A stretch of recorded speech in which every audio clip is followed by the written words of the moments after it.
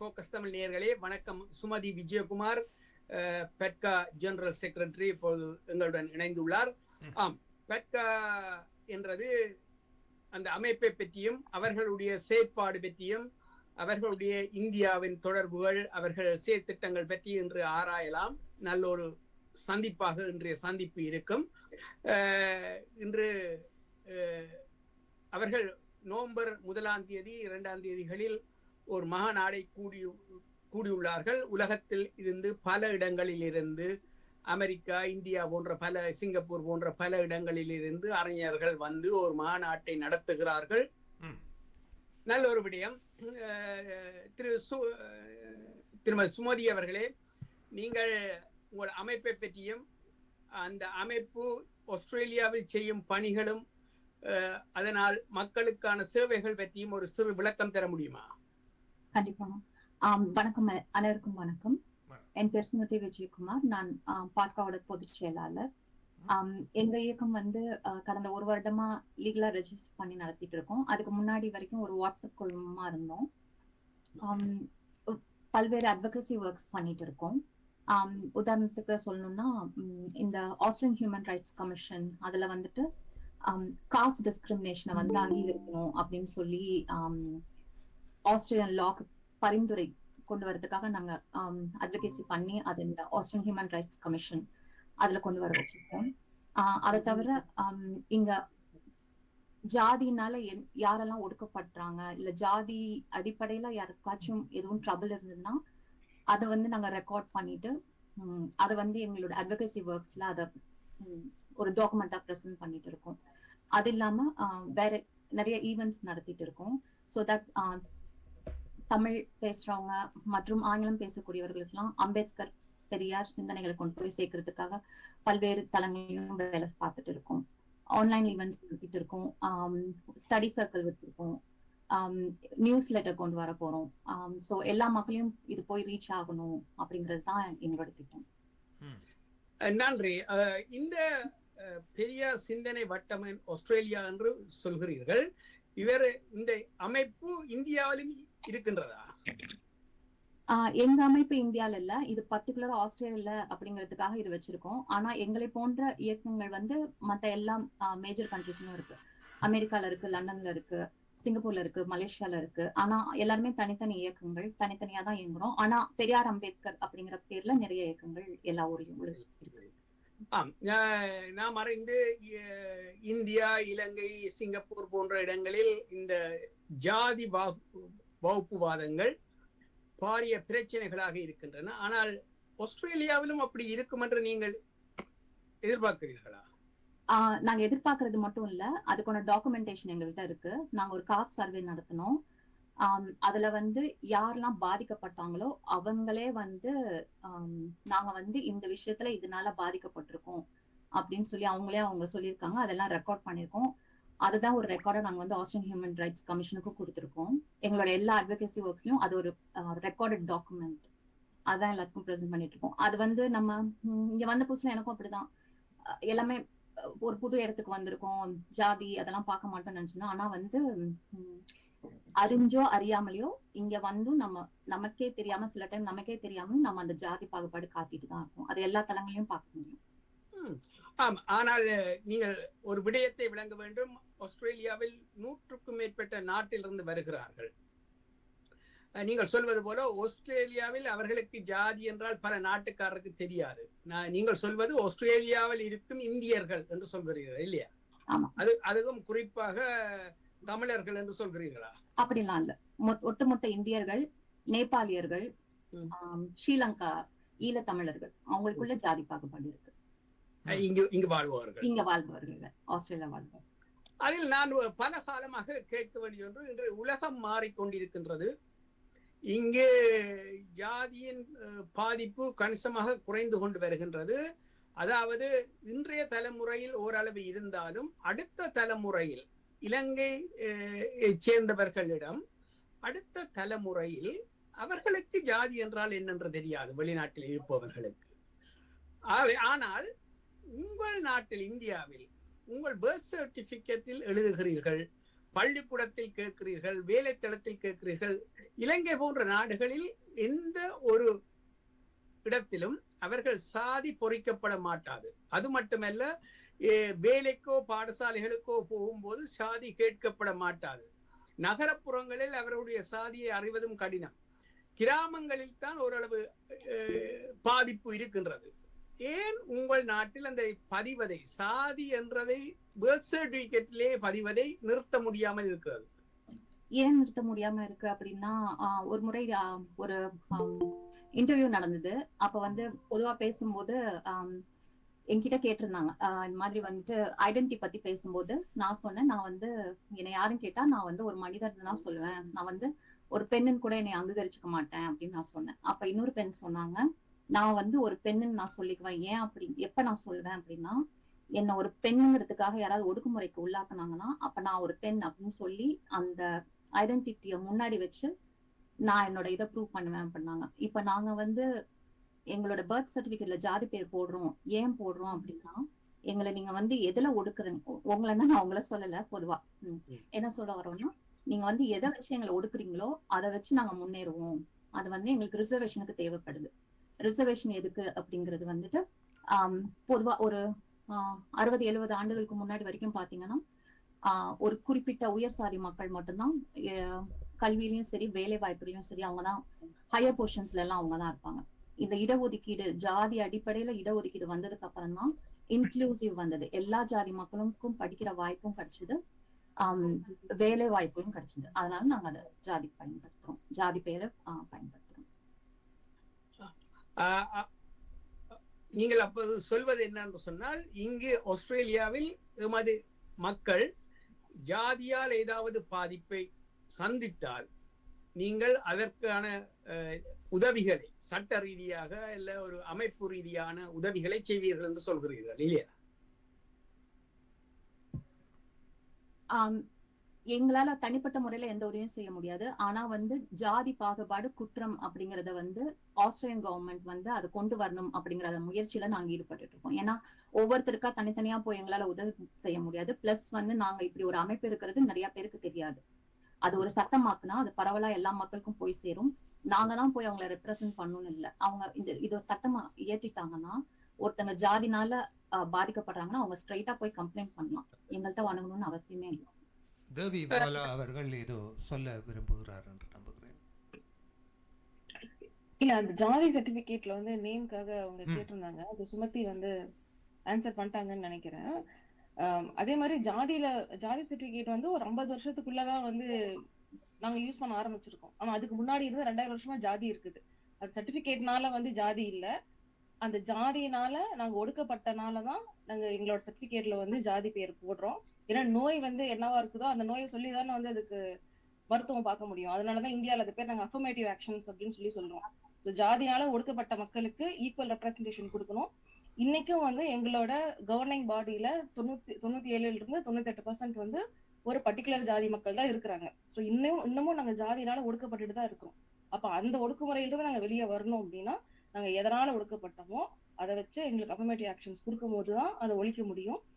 அதே மாதிரி ஈழத்தமிழர்கள் பத்தி நீங்க பேசுனீங்க. இப்ப நான் இங்க இருக்கிற ஏரியாவும் நான் ஈழத்தமிழர்கள் ஏரியால தான் இருக்கிறேன். இங்கேயும் ஜாதி இருக்குது. இங்கேயும் எந்த ஊருன்னு கேட்டு பழகுற, அதாவது உங்க ஈழத்துல வந்து எந்த ஊர்க்காரங்கிறத பொறுத்துதான் மரியாதை இருக்குது. அந்த மாதிரி கேட்டு பழகுறவங்க இங்க நிறைய பேர் இருக்கிறாங்க. சோ இந்த டயஸ்போரால, சவுத் ஏஷியன் டயஸ்போரால எல்லா இடத்துலயுமே இருக்குது. பாகிஸ்தானிஸ் கிட்ட இருக்குது, பங்களாதேஷ் கிட்ட இருக்குது, நேபாளிஸ் கிட்ட இருக்குது, இந்தியாவில இருக்குது, ஈழத்துலயும் இருக்குது.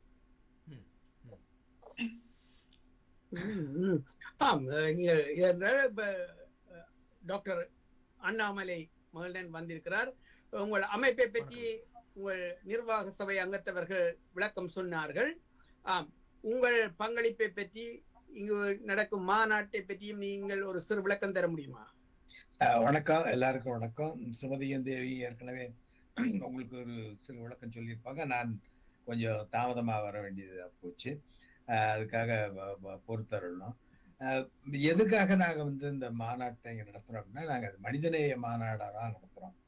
மனித நேயம் என்று வருகிற பொழுது நீங்கள் எல்லா விதமான பாகுபாடுகள், எல்லா விதமான அடக்குமுறைகள், அது உலகத்தில் எங்கே நடந்தாலும் சரி, மனித இனம் எதிர்கொள்ளுகிற எல்லா இடர்பாடுகளையும் எதிர்த்து செயல்படுறது தான் வந்து இந்த இயக்கத்தினுடைய நோக்கம். அதுல வந்து மனிதநேய மாநாட்டா வந்து 4வது மாநாட்டா நாங்க இங்க நடத்துறோம். இதை வந்து மாண்புமிகு தமிழக முதல்வர் ஸ்டாலின் அவர்கள் தொடங்கி வைக்கிறார்னா அவர் நேர்ல வர சொல்லி கேட்டிருந்தோம். அவருக்கு நேர்ல வர முடியல. அதனால அதை வந்து பதிவு செஞ்சு அவருடைய தொடக்க உரையை அனுப்புறார். அதற்கு பிறகு வந்து டேவிட் ஷூபிரிட்ஜ் ஆசிரியர், திராவிட கழக தலைவர் ஆசிரியர் வீரமணி வந்து அவர்கள் வந்து இந்த தொடக்க விழாவில் அவங்க பேசுறாங்க. அதே போல அடுத்து வீரபாண்டியன் விக்டோரியா, நான் அதை தொடர்ந்து சொல்லிடுறேன். விக்டோரியாவுடைய சிஸ்லோம் ஃபெடரல் மெம்பர் டாக்டர் கரீனா கார்லன் வர்றாங்க. கிரீன்ஸ் செனட்டர் டேவிட் ஷூபிரிட்ஜ் அவங்கெல்லாம் வந்து அந்த செஷன் ஃபர்ஸ்ட் செஷன்ல இனாகுரல் செஷன்ல இருக்காங்க. அடுத்து பேராசிரியர் சுபவீரபாண்டியன் அவருடைய தலைமையில ஒரு செஷன் நடக்குது. அதுக்கு அடுத்து doctor Michelle Anandaraja, senator Anandaraja அவங்களுடைய தலைமையில ஒரு பொதுவா எல்லா டாக்டர்ஸ் வச்சு ஹியூமனிசம், எங்க டாபிக்ஸ் பார்த்தீங்கன்னாக்க humanism and medical ethics, rationalism and medicine, அப்புறம் role of doctors during disruptive times, இந்த மாதிரியான டாபிக்ஸ்ல தான் நாங்க வந்து அந்த கருத்தரங்கத்தை நடத்துறோம். அதுக்கு அடுத்து வந்து ஹியூமனிசத்தை பற்றியும் சட்டத்தை பற்றியும் லாவை பற்றியும் ஒரு செஷன் இருக்கு. அதுல வந்து கர்நாடகா மாநிலத்துல முன்னாள் அட்வொகேட் ஜெனரலா இருந்த ப்ரொஃபசர் ரவிவர்மகுமார் அவர்கள் தலைமையில ஒரு செஷன் நடக்குது. அதுல ஆதித்ய சொந்தின்னு டெல்லியில இருந்து சுப்ரீம் கோர்ட் லாயர் அவங்க வந்து டாக்டர் ஆதித்ய சொந்தி அவங்க பேசுறாங்க. அதே மாதிரி இனியா அப்படின்னு சொல்லிட்டு ஆக்ஸ்போர்ட்ல தமிழ்நாட்டில இருந்து போய் லா படிக்கிற ஒரு மாணவி, அந்த மாணவி வந்து ஒரு புத்தகமா எழுதியிருக்காங்க. அவங்க வந்து சோசியோ பொலிட்டிக்கல் லேண்ட்ஸ்கேப்ல வந்து an inquiry into India's socio political landscape அப்படின்னு அவங்க பேசுறாங்க. அதுக்கடுத்து இந்தியாவில் மேல் சபை ராஜ்யசபா மெம்பரா சமீபத்தில் தேர்ந்தெடுக்கப்பட்ட ராஜாத்தி சல்மா வர்றாங்க. அவங்க தலைமையில ஒரு கருத்தரங்கம் நடக்குது. அப்புறம் ஒரு பேனல் டிஸ்கஷன் இருக்கு. அதுல ப்ரொஃபசர் சுபவீரபாண்டியன், வழக்கறிஞர் அருள்மொழி, ஓவியா, ப்ரொஃபசர் ராம் மகாலிங்கம் யூஎஸ்ல இருந்து வர்றாரு, டாக்டர் கண்ணன் சொல்லிட்டு யுனைடெட் நேஷன்ஸ்ல முன்னாடி சீனியர் பொலிட்டிக்கல் அஃபீஷியலா இருந்தாரு, அவங்க எல்லாம் கலந்துக்கிறாங்க. அதுக்கு பிறகு வந்து ஜப்பான்ல இருந்து கமலக்கண்ணன், அவர் செந்தில்குமார்னு 2 பேர் கலந்துக்கிறாங்க. யூகேல இருந்து டாக்டர் செந்தில்குமார் கலந்துக்கிறாரு, ஹரிஷ் மாரிமுத்து. அப்புறம் நிறைவா வந்து பெரியார் இன்டர்நேஷனலுடைய தலைவர் டாக்டர் சோம இளங்கோவன், அவங்க சிகாகோல இருக்காங்க, அவங்க வந்து தலைமை தாங்குறாங்க. அதுல வந்து ஆசிரியர் வீரமணியும் முன்னாள் மத்திய இந்தியாவுடைய ஒன்றிய அமைச்சர் ஆர் ராசா இப்போ எம்பி அவர்கள் வந்து கலந்துக்கிறாங்க. இதுதான் நிகழ்ச்சி நிரல். ஒரு பெரிய நிகழ்ச்சி நிரலை வைத்திருக்கிறீர்கள் என்று நம்புகிறேன். எத்தனை 3 நாட்கள் இந்த மகாநாடு? 2 நாட்கள் 2 நாட்கள் மெல்பர்னிலே நடைபெறுகிறது. சரி, குறிப்பாக இந்த இந்த இந்த நிகழ்விலே இவ்வளவு சப்ஜெக்டை நீங்கள் ஆஸ்திரேலியாவிலே ஒரு மனிதநேய அடிப்படையில் இந்த விவரங்களை பகிர்ந்து கொள்வதாக இருந்தாலும், ஆஸ்திரேலிய தளம் என்பது இப்படியான விஷயங்கள் தொடர்பாக எப்படி உங்களை பார்க்கிறது என்று நீங்கள் கருதுகிறீர்கள்? அதாவது ஆஸ்திரேலியாவிலே நாங்கள் ஏற்கனவே சேகர் குறிப்பிட்டது போல எல்லாருக்கும் ரைட்ஸ் இருக்கிறது என்று யோசிக்கிற ஒரு சமுதாயத்தில் நீங்கள் அவர்களிடம் சென்று இவ்வாறான பிரச்சனைகளை எமது சமூகத்தில் உள்ளவர்கள் ஆஸ்திரேலியாவிலும் சந்திக்கின்றார்கள் என்ற விடயங்களை அவர்களுக்கு எடுத்துச் செல்லும் போது அவர்களுடைய எதிர்வினை எவ்வாறு இருக்கிறது? உங்களுக்கு 3 பேருமே யாருடைய எதிர்வினை? ஆஸ்திரேலிய தரப்பிலிருந்து உங்களுக்கு என்ன பதில்கள் தரப்படுகிறது? எப்படியாக இதை அணுக அவர்கள் விரும்புகிறார்கள் என்று? இப்போ சுமதியும் தேவியும் சொன்னதை போல இந்த ஜாதிய பாகுபாடு காண்பது, வேறுபாடு செய்வது, அதன் காரணமாக இந்த டிஸ்கிரிமினேஷன் என்று சொல்லக்கூடிய வகையில அவர்களை தவறாக மதிப்பீட்டு நடத்துவதெல்லாம் நடந்து வருகிறது. அதை ஆஸ்திரேலிய மனித உரிமைகள் சங்கம் வந்து ஹியூமன் ரைட்ஸ் அசோசியேஷன் காஸ்ட் வந்து ஒரு டிஸ்கிரிமினேட்டரி ஃபேக்டர் என்று அவர்கள் முடிவு செய்து அறிவித்திருக்கிறார்கள். அதை சுமதி சொன்னதை போல சட்டமாக்க வேண்டும். அது முதல் எங்களுடைய முதல் பணி அது. ஏனென்றால் சிட்னியிலே தேவி சொல்வது சரியாக இருக்கும் என்று நினைக்கிறேன். அந்த ஸ்பெஷல் ரிலிஜியஸ் எஜுகேஷன், அதை பத்தி சொல்லுங்க தேவி. சொல்லுங்க. ஓகே, இதை நான் சுமதி பேசுறது கண்டினியூஷன் நான் சொல்றேன். சுமதி சொன்னாங்க இந்த மாதிரி ஒரு காஸ்ட் கன்சல்டேஷன், பப்ளிக் கன்சல்டேஷன் பண்ணணும். அப்ப வந்து இந்த மாதிரி யாரெல்லாம் சாதினால ஒடுக்கப்பட்டாங்கன்னு சொல்லிட்டு நிறைய சினாரியோஸ் வந்துச்சு. அதுல வந்து ஒரு சினாரியோ என்னன்னா ஸ்பெஷல் ரிலிஜியஸ் எஜுகேஷன். அது மூலியமா பப்ளிக் ஸ்கூல்ஸ்ல ஹிந்துயிசம் சொல்லி தரங்கிற பேர்ல ஜாதியை வந்து சொல்லி தராங்க. அப்போ அந்த ஜாதியை பேஸ் பண்ணி பசங்களை உட்கார வைக்கிறது. அப்பர் கிளாஸ்னா முன்னாடி வாங்க, அதுக்கப்புறம் இன்டர்மீடியட் கிளாஸ்னா அந்த மாதிரி ஒரு வரிசைப்படுத்தி அது வந்து உட்கார வச்சதா வந்து ஒரு பேரண்ட் வந்து எங்கள்கிட்ட சொன்னாங்க. அது மட்டும் இல்லாம சாப்பிட்ற ஃபுட்டை வச்சு, இப்போ அவங்க மீட் சாப்பிட்றாங்கன்னா அவங்க வந்து ஒரு நான் பிராமினா இருப்பாங்க, இல்லாட்டி பீஃப் சாப்பிட்றவங்கன்னா அவங்க தலித்துன்னு சொல்லி இது பண்றது. இந்த மாதிரியான பிரச்சனைகள் வந்து இங்க இருக்குது, இந்த கன்சல்டேஷன்ல வருது. இதை நாங்க வந்து கவர்மெண்ட் பாடிஸ் கிட்ட எடுத்துட்டு போனா எந்த மாதிரியான ரியாக்ஷன் இருக்குதுன்னு தான் உங்களோட கேள்வி. அந்த விடயத்தை அவர்கள் இப்போது நான் உதாரணத்துக்கு சொல்வதாக இருந்தால், ஈழத்தமிழருடைய பிரச்சனையை பல பேர் இது ஒரு ஜெனோசைட், இனப்படுகொலை என்று அடையாளப்படுத்த வேண்டும் என்று சொன்னாலும் சட்ட ரீதியாக அது ஒரு பாரிய சிக்கலான ஒரு விடயம். அதை நிரூபிப்பது என்பது சிக்கலான விடயம். இதே போன்று ஆஸ்திரேலியாவிலே சாதிய உணர்வு என்பதையும் அது எப்படி இருக்கும், அதனுடைய விளைவுகள் எப்படி இருக்கும், அது எப்படி என்பதை ஆஸ்திரேலிய அத்தாரிட்டி எவ்வாறு பார்க்கிறார்? அவர்களால் இதை புரிந்து கொள்ள முடிகிறதா? இது வரைக்கும் 2 ஹியூமன் ரைட்ஸ் கமிஷன் ரிப்போர்ட் வந்திருக்கு. ரெண்டுலயுமே அவங்களுக்கு ஹியூமன் ரைட்ஸ்க்கு வந்து புரிஞ்சிருக்கு ஜாதி வந்து எப்படி மக்களை வந்து பாதிக்குது அப்படிங்கறதுனால 2 ரிப்போர்ட்லயுமே கவர்மெண்ட்டுக்கு வந்து சஜஷன்ஸ் வந்திருக்குது. நீங்க இதை லாவா எடுத்துட்டு வரணும். காஸ்ட் வந்து பிறப்புனால, அதாவது பை எத்னிசிட்டி, பை ரேஸாவே வந்து மக்களை வந்து பாதிக்குது.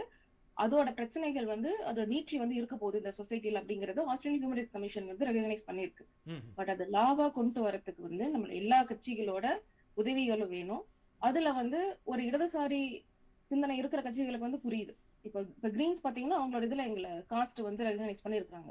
ஆனா அது லேபர்லயோ லிபரல்லையோ இல்ல மத்தபடி இன்னும் வந்து கவர்மெண்ட் ஏஜென்சி கிட்ட பேசுறப்போ நாங்க இன்னும் கொஞ்சம் அவங்களுக்கு புரியுற மாதிரியான ஒரு மொழிகள்ல பேசணும். அது நாங்க பேசிட்டு இருக்கிறோம். அதுல வந்து அவங்களுக்கு புரியும் போது அவங்க வந்து ஒரு சப்போர்ட் கொடுக்குறாங்க. ஏன்னா இப்போ ஒரு பப்ளிக் கன்சல்டேஷன் வந்து அக்செப்ட் பண்றாங்க, 2 ஹியூமன் ரைட்ஸ் ரிப்போர்ட்ல வருது அப்படின்னா நம்ம கரெக்ட் அவங்களுக்கு புரியுற மாதிரி பேசுறப்ப வந்து நம்மளுக்கு சப்போர்ட் பண்றதுக்கு அவங்க ரெடியா தான் இருக்கிறாங்க. ஆனா இது வந்து ஒரு காம்ப்ளெக்ஸா, சாதிங்கிறது வந்து ஒரு சவுத் ஏஷியன் கம்யூனிட்டிக்கு ஒரு காம்ப்ளெக்ஸான விஷயம் தான். கொஞ்சம் ஒரு ப்ரிவிலேஜா வாழ்றவங்களுக்கே சாதியோட காம்ப்ளெக்ஷன் என்னங்கிறது புரியாது. அப்படிங்கிறப்ப வந்து இன்னொரு சொசைட்டில வந்து நம்ம பேசி புரிய வைக்க ட்ரை பண்றோம். அது வந்து ஆனா ஸ்லோவா நடக்குது. ஆனா கண்டிப்பா நாங்க அந்த இலக்குக்கு அடைவோங்கிற நம்பிக்கை இருக்குது. அதுல குறிப்பா சாதி அப்படின்னு நீங்க பாக்குறது இங்க என்ன தாக்கம் வருதுன்னா, இப்ப தீபாவளி கொண்டாடினாங்க எல்லாரும். தீபாவளிக்கு காலையில ஈழத்துல எனக்கு எப்படின்னு தெரியாது, அங்க தீபாவளிக்கு அசைவ உணவு சாப்பிடுவீங்களா? ஆமா ஆமா ஆமா ஆமா.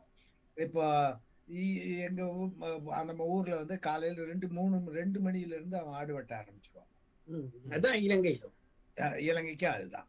ஆனா இப்பதான் மாறி இருக்கிறாங்க, வெளிநாட்டுக்கு வந்து இங்க வந்துட்டு தீபாவளி வந்து ஒரு சைவ திருவிழான்னு சொல்றாங்க. அது இது வந்து ஒரு பம்மாத்து வேலை. அதாவது இந்தியர்கள் என்றால் எங்களுக்கு வந்து நாங்க பெரிய ஞான பூமியில இருந்து வந்திருக்கிறோம், எங்களுக்கு வந்து மூளை வந்து உருகி காது வழியா ஒழுகுது, இப்படி எல்லாம் கதை சொல்லிட்டு வெள்ளைக்காரங்களுக்கு ஆஸ்திரேலியர்களுக்கு அவங்களுக்கு இது தெரியறது இல்லை. இது அவங்களுக்கு வந்து இது ஒரு ஹாபி மாதிரி அவங்க நினைச்சுக்கிறாங்க. நம்ம இந்த ஹோலி பண்டிகை எல்லாம் வந்து நமக்கு தமிழ்நாட்டுக்கும் ஹோலி பண்டிகைக்கும் தென்னாட்டுக்கும் ஹோலி பண்டிகைக்குமே சம்மந்தம் கிடையாது. அது வந்து வட இந்திய பண்டிகை. அதுல இப்ப கலர் தெளிச்சுக்கிறாங்க. இதெல்லாம் பார்த்தா இவங்களுக்கு வந்து ஒரு என்ன சொல்றது, ஒரு ஜாலியான அம்சமா தெரியுது ஆஸ்திரேலியருக்கு. அதை விரும்புறாங்க. ஆனா இப்ப இந்த சாதின்னு சொன்னீங்கல்ல, அங்கதான் இந்த வன்மம் வருது. நம்முடைய நாட்டுல இருக்கக்கூடிய பழக்க வழக்கத்தை அப்படியே இங்க வந்து இந்த சாதியின் பெயரால மாத்துறாங்க. இப்ப வந்து அப்ப இறைச்சி சாப்பிடுறவன் எல்லாம் கீழ் சாதின்னு சொல்றான். அதுதானே அர்த்தம். இறைச்சி சாப்பிடுறவன் எல்லாம் கீழ் சாதினா அப்ப ஆஸ்திரேலியன் எல்லாரும் கீழ் சாதி. இறைச்சி சாப்பிடுற மனுஷன் எல்லாம் கீழ்னா இப்போ எல்லா வெள்ளைக்காரங்களும் எல்லாரும் கீழ்ச்சாதியா ஆயிடுறாங்கல்ல. இல்லை, எமது நாட்டை பொறுத்தளவில் அங்கு பிராமணர் மட்டும்தான் மரக்கறி உண்பவர்கள், மற்ற அத்தனை சாதிக்காரரும் மாமிசம் உண்பவர்கள். சில சில திருவிழா காலங்களில் மரக்கறி சாப்பிடுவார்கள். எங்களுக்கு இந்தியாவில் தெரியாது, குறிப்பாக இந்தியாவிலும் அப்படித்தான் இல்லையா? பிராமணர் தான். இல்ல அதுல நீங்க மீன் அசைவ உணவா இல்லையா? மீன் அசைவ உணவு. அசைவ உணவு. பெங்கால்ல இருக்கக்கூடிய மீன் நான் உங்களிடம் அடுத்ததாக கேட்க விரும்புவது, இதை நீங்கள் ஒரு தென்னிந்திய பிரச்சனையாக, வட இந்திய பிரச்சனையாகவும் பார்க்கிறீர்களா, அல்லது ஒட்டுமொத்த இந்தியாவின் காஸ்ட் சிஸ்டம் என்பது இங்கு வரக்கூடாது என்ற ஒரு பார்வையிலே இந்த விஷயத்தை ஆஸ்திரேலியாவிலே அணுகிறீர்களா? இந்தியாவில் காஸ்ட் சிஸ்டம் வட இந்தியாவிலே ஒரு விதமாகவும் தென்னிந்தியாவில் ஒரு விதமாகவும் பார்க்கப்படுகிறது என்று நாங்கள் கருதலாம் இல்லையா? ஓரளவுக்கு கருதலாம். அங்கு இருக்கக்கூடிய காஸ்ட் பிரச்சனையும் தென்னிந்தியாவில் இருக்கக்கூடிய காஸ்ட் பிரச்சனையும் ஒரு சில பொதுவான அம்சங்களில் ஒன்றாக இருந்தாலும் சில விஷயங்களில் வேறுபாடுகளை காட்டுகிறார்கள். வட இந்தியாவில் மிக அதிகமாக காஸ்ட் பார்க்கப்படுவது என்ற ஒரு நிலைமை இருக்கிறது. தென்னிந்தியாவில் அது பெரியார் அம்பேத்கருடைய சிந்தனைகள் இருந்ததால் அது வலுவிழந்து போகிறது என்று நாங்கள் பார்க்கலாம். ஆனாலும் கூட, ஆகவே நீங்கள் எப்படி இதை ஆஸ்திரேலிய அமைப்பு சார்ந்தவர்களுக்கும் இதை எடுத்துச் செல்லுகிறீர்கள்? ஒட்டுமொத்த இந்திய அல்லது இந்துத்துவ சமுதாயத்தில் இருக்கக்கூடிய பிரச்சனையாக பார்க்கலாம். இல்ல, இத வந்து நாங்க முன்னாடியே சொன்ன மாதிரி இது ஒரு சவுத் ஏசியன் கம்யூனிட்டியோட இஷ்யூவா தான் பாக்குறோம். நாங்க இந்தியன் இஷ்யூவா இதை பார்க்கவே இல்லை. இப்ப நீங்க நேபாள் பாத்தீங்கன்னா, நேபாள் வந்து இந்தியாவோட ரொம்ப காஸ்ட் ரிஜிடான ஒரு கண்ட்ரி அது. பங்களாதேஷும் அந்த மாதிரி தான். ஆனா அது இந்தியாங்கிறது பரப்பளவுல ஜாஸ்தியா இருக்கிறனால அது இந்தியாவில மட்டும் தான் காஸ்ட் சிஸ்டம் இருக்கிறதா நம்ம அஷ்யூம் பண்ணிக்கிறோம். இங்க இப்ப பக்கமா ஒரு நேபாள எம்பி வந்து எங்களை கான்டாக்ட் பண்ணாங்க. அவங்கள இங்க இருக்கிற இந்தியாவில இருக்கிற ஹிந்துத்துவவாதிகள் வந்து அவங்கள ஒரு தலித்துன்னு சொல்லி இங்க டிஸ்கிரிமினேட் பண்றாங்க. காஸ்ட்னால வந்து ஹோல் சவுத் ஏசியன் கம்யூனிட்டி வந்து இம்பாக்ட் ஆயிருக்கு. இப்ப நாங்க பண்ண பப்ளிக் கன்சல்டேஷன்ல பாத்தீங்கன்னா, ஒரு பாகிஸ்தானி பொண்ணு வந்து சொன்னான், அவகிட்ட வந்து அவளோட நிறத்தை வச்சு அவ வந்து என்ன ஜாதின்னு சொல்லி கேட்டிருக்கிறாங்க. அப்ப அவன் வந்து நான் ஹிந்துவே இல்ல அப்படின்னு சொல்றப்ப வந்து அவங்களோட ரியாக்ஷன் வந்து வேற மாதிரி இருந்துச்சு. அப்படிங்கிறப்போ இது வந்து எல்லாத்தோட பிரச்சனை தான். நாங்க வந்து சவுத் ஏசியன் கம்யூனிட்டியா தான் எடுத்துட்டு போறோம். இது ஒரு இந்தியாவோட ஒரு பிரச்சனையா நாங்க எடுத்துட்டு போல. இது நாங்க ரெப்ரசென்ட் பண்றதே சவுத் ஏசியன் கம்யூனிட்டி தான் ரெப்ரசென்ட் பண்றோம். ஆனா இந்த காஸ்ட் சிஸ்டம் மாதிரியான பிரச்சனைகள் மத்த கம்யூனிட்டிலயும் இருக்குது. மிடில் ஈஸ்ட்ல கூட வந்து நாங்க ஒரு மேயர் கிட்ட வந்து பேச போயிருந்தப்ப சொன்னாங்க, இந்த காஸ்ட் சிஸ்டம் மாதிரியே எங்களுக்கும் மிடில் ஈஸ்ட்ல இஷ்யூஸ் இருக்குது அப்படிங்கறத சொன்னாங்க. ஸோ மல்டிகல்ச்சரல் டயஸ்போரால வந்து நாங்க அந்த மாதிரி ஒரு கிளாஸ் சிஸ்டமா அவங்களுக்கு எப்படி ஆஸ்திரேலியா மக்களுக்கு புரியுமோ அந்த மாதிரி இடத்துல எடுத்துட்டு போறோம். பிளஸ் இந்த மாதிரி கன்சல்டேஷன்ஸோட அவங்களோட அது லிவ்ட் எக்ஸ்பீரியன்ஸ் இருக்குதுல்ல, அது வந்து அவங்களுக்கு புரியுது. ஸோ புரியறப்ப வந்து இப்ப கிட்டத்தட்ட இங்க இருக்கிற ஃபர்ஸ்ட் நேஷன் பீப்புள் மாதிரி தானே, ஃபர்ஸ்ட் நேஷன் பீப்புள் எப்படி வந்து இங்க இருக்கிற பிரிட்டிஷ்காரங்க ட்ரீட் பண்ணாங்களோ அந்த மாதிரியான நிலைமைகள் தானே வந்து இதுவும் காஸ்ட் சிஸ்டமும். ஸோ நிச்சயமா எமது நாட்டிலும் இப்படிப்பட்ட பிரச்சனைகள் மிக அதிகமாக இருந்தது 70ஆம் ஆண்டுகளுக்கு முதல், 70ஸ்க்கு முதல். அங்கு ஒரு பாரிய மாற்றம் ஏற்பட்டது. அதாவது ஒரு கல்வி புரட்சி. அதை ஸ்ரீமாவோ பண்டாரநாயக்க தலைமையில் நடந்தது. எல்லோருக்கும் கல்வி என்ற ஒரு சித்தாந்தத்தின் கீழ் அவர் ஒரு புதிய கல்வி முறையை கொண்டு வந்தார். அதன் பிற்பாடு கூலி தொழிலாளி வீட்டு பிள்ளையும் படித்து பல்கலைக்கழகம் போகக்கூடிய ஒரு சந்தர்ப்பம் கிடைத்தது. இலங்கையில் எந்த இடத்தில் இருப்பவர்களும் பள்ளிக்கூடம் போவதற்கும் கல்வி கேட்பதற்குமான வசதியும் அவர்களை அடுத்த கட்டத்துக்கு முன்னேற்றுவதற்கான வசதிகளும் ஏற்பட்டது. ஜாதி பிரச்சனைகள் எனது அம்மாவின் தலைமுறையில் வித்தியாசமாக இருந்தது.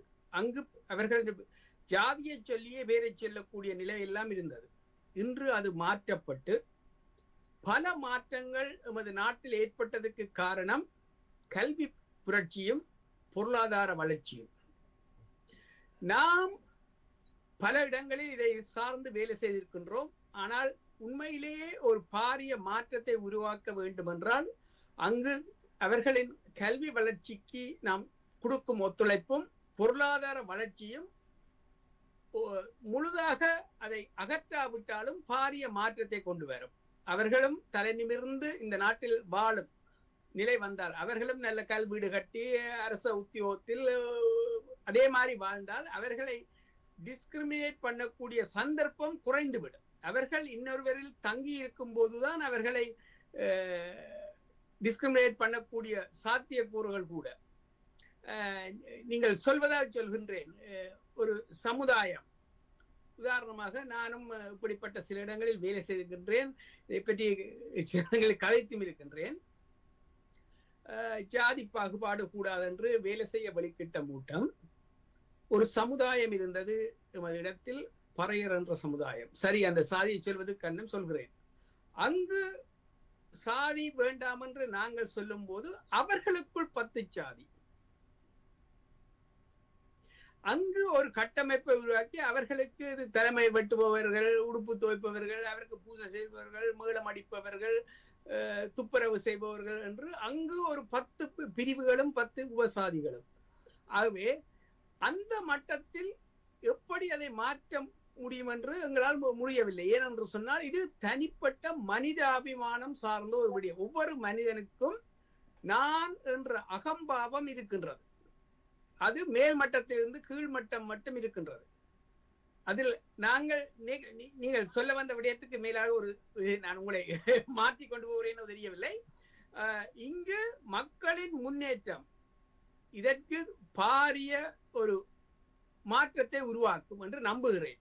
நீங்கள் இன்று தமிழ்நாட்டில் கணிசமான மக்கள் படித்து பட்டம் பெற்று இன்று தமிழ்நாடு இந்தியாவிலேயே முன்னேற்றத்தில் மேல் நோக்கி வந்து கொண்டிருக்கின்றன. பலர் பல மாநிலங்களிலிருந்து வேலை தேடி வருகிறார்கள். மலேசியா, சிங்கப்பூர் போன்ற நிலைக்கு வந்து கொண்டிருக்கின்றன. ஆகவே இது ஒரு மாற்றத்தை அங்கு உருவாக்கும் என்று நினைக்கின்றேன், இல்லையா? அதாவது தமிழ்நாட்டில் இந்த மாநாட்டிற்காக சில செய்திகளை படித்துக் கொண்டிருக்கிற பொழுது 1929ஆம் ஆண்டு செங்கல்பட்டிலே சுயமரியாதை மாநாடு நடக்கிறது. அந்த மாநாட்டிலே அவர்கள் தீர்மானம் போடுகிறார்கள். என்ன தீர்மானம் போடுகிறார்கள் என்றால், கருத்தடை செய்து கொள்ள வேண்டும், பிள்ளை பிறப்பை குறைக்க வேண்டும் என்று 1929, 30, 31, 32 ஆகிய 4 மாநாடுகளில் தீர்மானங்களை போடுகிறார்கள். சுயமரியாதை இயக்க மாநாட்டில் உலகத்தில் வேறு எங்கும் பெண்களுக்கு வாக்குரிமை கொடுப்பதற்கு முன்பு தமிழகத்தில் மெட்ராஸ் பிரசிடென்சியில ஜஸ்டிஸ் பார்ட்டி ஆட்சியில் இருந்தபொழுது 1928 முதலாக பெண்களுக்கு உலகிலேயே வாக்குரிமை கொடுத்த மண் தென்னாடு. அந்த அளவிற்கு 1920களிலேயே நாங்கள் அந்த அளவுக்கு சிந்தித்தார்கள், தலைவர்கள் சிந்தித்தார்கள். இப்பொழுது நீங்கள் ஸ்ரீமாவை பற்றி சொல்லும் பொழுது அவர் 62, 63 வாக்கிலே அவர் அந்த திட்டங்களை கொண்டு வந்தார் என்று 70. அதை போல அந்த திட்டங்கள்லாம் 1930களிலேயே அங்க கொண்டு வந்துட்டாங்க. அதனாலதான் உங்களுக்கு 1938லயே சாதி பெயரை பேருக்கு பின்னாடி போடக்கூடாதுங்கிறதுல இருந்து எடுத்துட்டாங்க. நீங்க ஒருத்தர் பேரை பார்த்தாவே அவங்க சாதியை சொல்லிடலாம். தேவர் நாயரன், சுடலை மாடன் அப்படின்னு பேர் வச்சிருந்தாங்கன்னு வைங்க, அவங்க எந்த சாதியா இருப்பாங்கன்னு அவங்க யோசிச்சிருவாங்க. இப்ப அவங்க லட்சுமி நாராயணன் அப்படின்னு வச்சிருந்தா ஓ இது யாரு அப்படின்னு அவங்க சொல்லிடுவாங்க. ஸோ அந்த மாதிரி பெயர்களை வைத்தே கண்டுபிடிக்கக்கூடிய அளவிற்கு இருந்தது. அதையெல்லாம் இந்த மாற்றங்களால் தான் நாங்க பெரியார் உள்ளிட்ட தலைவர்கள், பேரறிஞர் அண்ணா அவர்கள், தலைவர் கலைஞர் அவர்கள், இவர்களெல்லாம் பல காலம் சிறைக்கு சென்று போராடி பெற்றிருந்த உரிமையினால் நாங்கள் இப்பொழுது தமிழகத்தில் 52 விழுக்காடு அந்த ஜிஆர்இ என்று சொல்லக்கூடிய பல்கலைக்கழகங்களுக்கு கல்லூரிகளுக்கு படிக்க போகிறவருடைய விகிதம் 52 இன்றைக்கு இந்தியாவில். அகில இந்திய புள்ளியோரும் 27 விழுக்காடு. 27 எங்க இருக்கிறது, 52 எங்க இருக்கிறது. அதே போல் இன்றைக்கு ஜிடிபியிலே வந்து பாகிஸ்தானுடைய ஜிடிபியும் தமிழ்நாட்டினுடைய ஜிடிபியும் ஒரே அளவில் இருக்கு. 11 ஆமா, கிராஸ் டொமஸ்டிக் ப்ரொடக்ஷன் வந்து உங்களுக்கு பாகிஸ்தானுக்கு என்ன ஜிடிபி இருக்கிறதோ அந்த ஜிடிபி தமிழ்நாடு வைத்திருக்கிறது. இதற்கெல்லாம் காரணம் அப்பொழுது போட்ட அந்த அடிப்படை, அவர்கள் போராடியது. அதனாலதான் வந்து இன்றைக்கு நாம இங்க பார்த்தோம்னா நம்ம உடைச்சு பேசுவோம். இப்போ இந்த ஆன்டி இமிகிரேஷன் ப்ரொட்டஸ்ட் நடக்குது இல்லையா, அந்த ப்ரொட்டஸ்ட்ல யாரை நோக்கி நடக்குது? அதிகமாக இந்தியர்கள். டார்கெட் யாரு? இந்தியர்கள். ஏன்? கலாச்சார வித்தியாசங்கள். கலாச்சார வித்தியாசம் என்பது ஒன்று. அதாவது நான் வணங்குவதோ வணங்காமல் இருப்பதோ என்னுடைய தனி விருப்பம். என்னுடைய இறை வழிபாட்டை நான் எனக்குள்ளே வைத்துக்கொண்டு என்னுடைய 4 சுவர்களுக்குள் வைத்துக் கொண்டால் அடுத்தவர்களுக்கு பிரச்சனை வரப்போகுது. நீங்கள் பார்த்திருப்பீர்கள், மெல்பர்னில அங்கே ராமர் கோயில் திறந்த பொழுது கார்களில் எந்த அளவுக்கு சத்தம் போட்டுக்கொண்டு ஆரஞ்சு நிற அந்த ஸ்மோக் கேண்டிலை எடுத்துக்கொண்டு ஜெய் ஸ்ரீராம் என்று கத்திக்கொண்டு போனார்கள். அது யார்? நீங்கள் ஒத்துக்கொள்வீர்களா? இல்லை, நீங்கள் ஒரு விடயத்தை சிந்திக்க வேண்டும். எந்த நாட்டிலும் ஒரு மாற்றங்கள் சடுதியாக வரும்போது ஒரு அதிர்வலைகள் உருவாகுவது சகஜம். என்றால் கொஞ்சம் கொஞ்சமாக இந்த நாட்டில் இந்தியர்கள் குடியேறியிருந்தால் இவ்வளவு தூரம் சிந்திக்க மாட்டார்கள். இந்த கடைசி 2-3 வருடத்துக்கு பல ஒரு லட்சக்கணக்கான மக்கள் குடியேறி ஒரு சமுதாய கட்டமைப்பில் ஒரு மாற்றங்கள், நிறைய ரெஸ்டாரண்ட்கள், நிறைய கோயில்கள், விழாக்கள் எல்லாம். ஆனால் அதனால் வந்த அதிர்வலையே அன்றி இந்தியர்கள் ஒரு சோஷியல் ஆக்டிவ் ஒரு கல்ச்சர், அதாவது ஒன்று கூடி விழா எடுக்கும் அதுகள் வந்து அவர்கள் உண்டு. அதுகளை தவறென்று சொல்வதற்கு நாங்கள் சிந்திக்க முடியாது. ஏனென்று சொன்னால் இங்கு இத்தாலியர்கள் இருந்தார்கள், கிரீக்கர்கள் இருந்தார்கள், இங்கு அவர்கள் கூட்டம் கூடினார்கள், பல விடயங்கள் செய்தார்கள். ஒவ்வொரு மாற்றங்களும் வரும்போது இப்படிப்பட்ட மாற்றங்கள் வரத்தான் செய்யும். உதாரணத்துக்கு நீங்க என்ன சொல்றீங்கன்னா, இப்ப இங்க கோயிலுக்குள் திருவிழா நடத்தி கொள்வதை யாரும் குறை சொல்லவில்லை. அது மாற்றம் அல்ல. அது மாற்றம் என்கிற பெயரில் நீங்கள் சண்டித்தனம் செய்கிற பொழுதுதான் அடுத்தவர்களுக்கு கோபம் வருகிறது. ரோட்டுல ராமர் கோயில் தெரு ஜெய் ஸ்ரீராம் என்று காரில் போகிறவர்கள் எல்லாம் அந்த ஆரஞ்சு ஸ்மோக் கேண்டில் எடுத்துக்கொண்டு ஜெய் ஸ்ரீராம் சத்தம் போட்டு மெல்பர்ன் ரோட்ல போனா கோபம் வருமா வராதா? மத்தவங்களுக்கு நீங்க உங்க கோயிலுக்குள்ள என்ன வேணா பண்ணுங்க, அது உங்களுக்குன்னு உங்க வழிபாட்டு தலம் இருக்கிறது, அந்த வழிபாட்டு தலத்திலே உங்களுக்கு உரிமை இருக்கிறது, என்ன வேண்டுமானாலும் செய்யுங்கள். ஆனால் பொதுவிலே வருகிற பொழுது, பொது சாலைகளில் போகிற, ஆனால் திரு அண்ணாமலை அவர்களே, இந்த விடயத்திலே ஆஸ்திரேலியாவிலே இந்த ஆஸ்திரேலியன் அப்ரைசிங் என்பது வரலாற்று ரீதியாக பல தடவைகள் நடந்திருப்பதாக சொல்லுகிறார்கள். குறிப்பாக வெள்ளையர்களாக இருந்த ஆஸ்திரேலியா அதன் பின்னர் மைக்ரேஷன் பாலிசிக்கு வந்தபோது, கிரீக் இட்டாலியன்ஸ் வந்தபோது அவர்கள் வெள்ளையர்களாக இருந்தாலும் அவர்களுக்கு எதிரான ஒரு அப்ரைசிங் ஒன்று 60களிலே இருந்ததாக சொன்னார்கள். அதன் பின்னர் இந்த வியட்நாம் யுத்தத்தின் போது வந்த ஏஷியன்ஸ், கம்போடியா, ஏஷியா, வியட்நாம் போன்ற நாடுகளிலிருந்து வந்த ஏஷியன்ஸுக்கு எதிரான ஒரு அப்ரைசிங் ஆஸ்திரேலியாவிலே இருந்திருக்கிறது. காலத்துக்கு காலம் இந்த அப்ரைசிங் நடந்திருக்கிறது. அதன் மூலம் சில கட்டுப்பாடுகள் அல்லது சில சமூக இணக்கங்கள் பிற்பாடு அவற்றுக்கான வளர்ச்சிகளுக்கு அது உதவி இருக்கிறது. அதுபோல் ஒரு ஒரு ஒரு ஒரு அப்ரைசிங் இப்போது இந்திய அல்லது ஒட்டுமொத்த அராபிய இந்திய சமூகங்களுக்கு எதிரான ஒரு அப்ரைசிங் இப்போது வருகிறது. ஆனால் இது எங்கு போய் நிற்கும் என்பது எனக்கு தெரியவில்லை. இருந்தாலும் ஒரு அப்போது இருந்ததை விட இது கொஞ்சம் இன்னமும் கடினமான ஒரு அப்ரைசிங்காக இருக்கிறது என்பதை நான் ஏற்றுக்கொள்கிறேன். இருந்தாலும் இந்த அப்ரைசிங் இருக்கிறது. இதை நாங்கள் இப்படி கையாள்வது என்றது விடயத்திலே இந்த அதாவது அவர்களுடைய கலாச்சாரத்தை பாதிக்கின்ற விதமாக இவர்களுடைய நடவடிக்கைகள் இருக்கிறது, அல்லது இவர்கள் இந்த நாட்டை கிளைம் பண்ணுகிறார்கள் என்ற ஒரு பயம் அவர்களுக்கு இருக்கிறது என்பதை நாங்கள் ஏற்றுக்கொள்ளத்தான் வேண்டும்.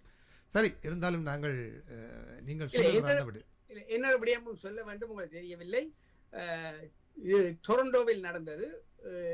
கிரீக்குக்கு எதிரான ராய்ட்ஸ், இப்படி அப்ரைசிங் அல்ல, கடைகளை எரித்து அடித்து துன்புறுத்தி ரியல் ரைட்ஸ் வந்து ஒரு கட்டத்தில் என்றால் அவர்கள் கொஞ்சம் கன்சர்வேட்டிவ், இவர்கள் லிபரல் வெள்ளைக்காரர். அவர்கள் இப்படிப்பட்ட மக்கள் வருவதை சந்திக்கவில்லை. அதனால் பெரும் அளவில் அடித்து எரித்தார்கள். அடுத்து சைனீஸ் வந்த மூட்டம் மணக்கு தண்டெல்லாம் சொல்லி அவற்றை சமையல் எல்லாம், அதுக்கு பிறகு சட்டமே கொண்டார்கள். சமையல் மனத்தையும் குழந்தை பிள்ளைகளின் சத்தத்தையும் நீங்கள் பொறுத்து கொள்ள வேண்டும் என்று தொடர் மாடி கட்டிடங்களில் சட்டமே இருக்கின்றது அந்த நாடுகளில். ஏனென்றால் அதுக்கெல்லாம் குழந்தை பிள்ளை கத்துறதுக்கே சண்டைக்கு வந்த நாடுதான் இந்த நாடு. அது மட்டுமல்ல, நீங்கள் கூகுள்ல எல்லாம் போய் பார்க்கலாம், பிரிஸ்பேன்ல செகண்ட் வேர்ல்ட் வார் டைமோட நிறைய அமெரிக்கன் வந்திருந்தவர்கள். அமெரிக்கன் டொமினன்ஸ் கூடின உடனே பிரிஸ்பேன்ல ரைட்ஸ் வந்தது. அப்படி அமெரிக்கனுக்கே அடிக்க வலிக்கிட்டவங்க.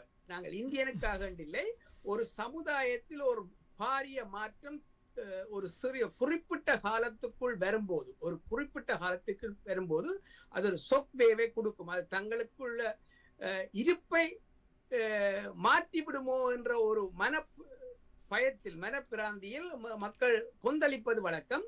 காலப்போக்கில் அது மாற்றத்தை கொண்டு வந்துவிடும். இந்த உங்களுடைய கருத்துக்களையும் சொல்லலாம். ரெண்டு பேரும் அமைதியாகவே இருக்கிறீர்கள். நாங்கள் கூட கேட்கிறோம். இல்ல, முதல்ல வந்து தென்னிந்தியா வட இந்தியா ஜாதி பிரச்சனை பத்தி சத்யா கேட்டிருந்தீங்க. தென்னிந்தியா வட இந்தியான்லாம் இல்ல, இந்தியா முழுவதும் ஜாதி ஒரே மாதிரி தான் இயங்குது. நீங்க சொன்ன மாதிரி ஒரு சிறிய வேறுபாடு என்ன அப்படின்னா, தென் மாநிலங்கள்ல இருக்கிறவங்க வந்து நாங்க ஜாதி பாக்குறோம் அப்படின்னு சொல்றதுக்கு கொஞ்சம் வெக்கப்பட்டுக்கிறாங்க. வட மாநிலத்துல அந்த வெக்கம் இல்ல, அவ்வளவுதான். அதை தவிர மத்தபடி தென்னிந்தியால எப்படி வட இந்தியால எப்படி இயங்குதோ அதுக்கு கொஞ்சமும் குறைவில்லாம தென்னிந்தியாவிலும் இயங்குது. நடுவுல இந்த திராவிட இயக்கத்தோட எழுச்சிக்கு பிறகு சமீப காலங்கள்ல வந்துட்டு திரும்ப இந்த ஜாதி வந்து தலை தூக்கிட்டு இருக்கு. ஆனால் இந்த நீங்கள் சொல்லுகிற அந்த திராவிட இயக்க எழுச்சி என்பதே சாதிய கட்டமைப்புகளால் உருவாக்கப்பட்ட ஒரு எழுச்சியாகத்தானே அவர்களால் விமர்சிக்கப்படுகிறது. ஜாதி கட்டமைப்பு, திராவிட இயக்கமே ஜாதிய கட்டமைப்புனால உருவானதுங்கிறீங்களா? ஆமா. எதை வச்சு சொல்றீங்க? உதாரணமாக எந்த ஒரு கட்சியை எடுத்தாலும் நீங்கள் கட்சி வாக்கு வாங்கியோ அல்லது அது அதிமுகவோ திமுகவோ அல்லது பாட்டாளி மக்கள் கட்சியோ எதுவாக இருந்தாலும் ஒரு ஜாதியை அடிப்படையாக வைத்த சமூகத்தின் வாக்குகளை நோக்கிய ஒரு செயற்பாடாகத்தான் அவையெல்லாம் இருக்கிறது. இப்போது திமுக என்றால் திருச்சியிலே அல்லது நாகர்கோவிலிலே ஒரு வேட்பாளரை நிறுத்துவதென்றால் அந்த இடத்திலே யார் அதிக சாதி செல்வாக்கு இருக்கிறார்களோ அவர்களை நிறுத்துவது என்ற ஒரு வாக்கு அரசியலை செய்து கொண்டு நாங்கள் திராவிட எழுச்சி என சொல்வது எப்படி சரியாக இருக்கும்? நாங்க சொல்ற திராவிட எழுச்சி வந்து இந்த ஓட்டு அரசியல், ஜாதி குறித்து ஓட்டு அரசியல் நடக்குதுல, அது வந்து நாங்க திராவிட எழுச்சின்னு சொல்லல. நாங்க சொல்ற திராவிட எழுச்சிங்கிறது வந்து பெரியார், அண்ணா, கலைஞர் கொண்டு வந்த திராவிட எழுச்சி. அவங்க வந்து ஜாதிக்காக பெரியாரை பத்தி நான் சொல்லிதான் உங்களுக்கு தெரியணும் இல்ல, பெரியார் வந்து வாக்கரசியல ஈடுபடல. அவர் வாக்கரசியல ஈடுபடாததுக்கு முக்கியமான காரணம் வந்து வாக்கரசியல் போனா காம்ப்ரமைஸ் பண்ணிக்கணும். அது வந்து பெரியாருக்கு முடியாது. பெரியார் வந்து ஒரு நிலையில எடுத்துட்டாருன்னா அது உலகமே தலைகீழா நின்னாலும் நான் சொல்றதுதான் சரி அப்படின்னு சொல்றாரு. அதனால வந்துட்டு அவரோட இயக்கம் வந்து சுயமரியாதை இயக்கம் எதுக்கு தோன்றுச்சுன்னா ஜாதியை எதிர்த்து தான் தோன்றுச்சு. அததான் நான் வந்து திராவிட இயக்க எழுச்சி அப்படின்னு. அதன் பிறகு அண்ணா வர்றாரு. அண்ணா வந்ததும் நீங்க சொல்ற மாதிரி அந்தந்த ஜாதி, அதாவது ஒரு ஜாதி, குறிப்பிட்ட ஜாதி வந்து ஒரு ஏரியால இருக்கு, ஒரு இதுல இருக்கு அப்படின்னா அதுல இருந்து ஒரு ஆளை தான் நிறுத்துவாங்க. அது வந்து நீர்த்து போயிருக்கணும். ஆனா இப்ப காலப்போக்குல அது இன்னும் அதிகரிச்சுட்டு தான் இருக்கு. அதுதான் நான் இப்ப சொல்லிக்கிட்டு இருக்கேன்.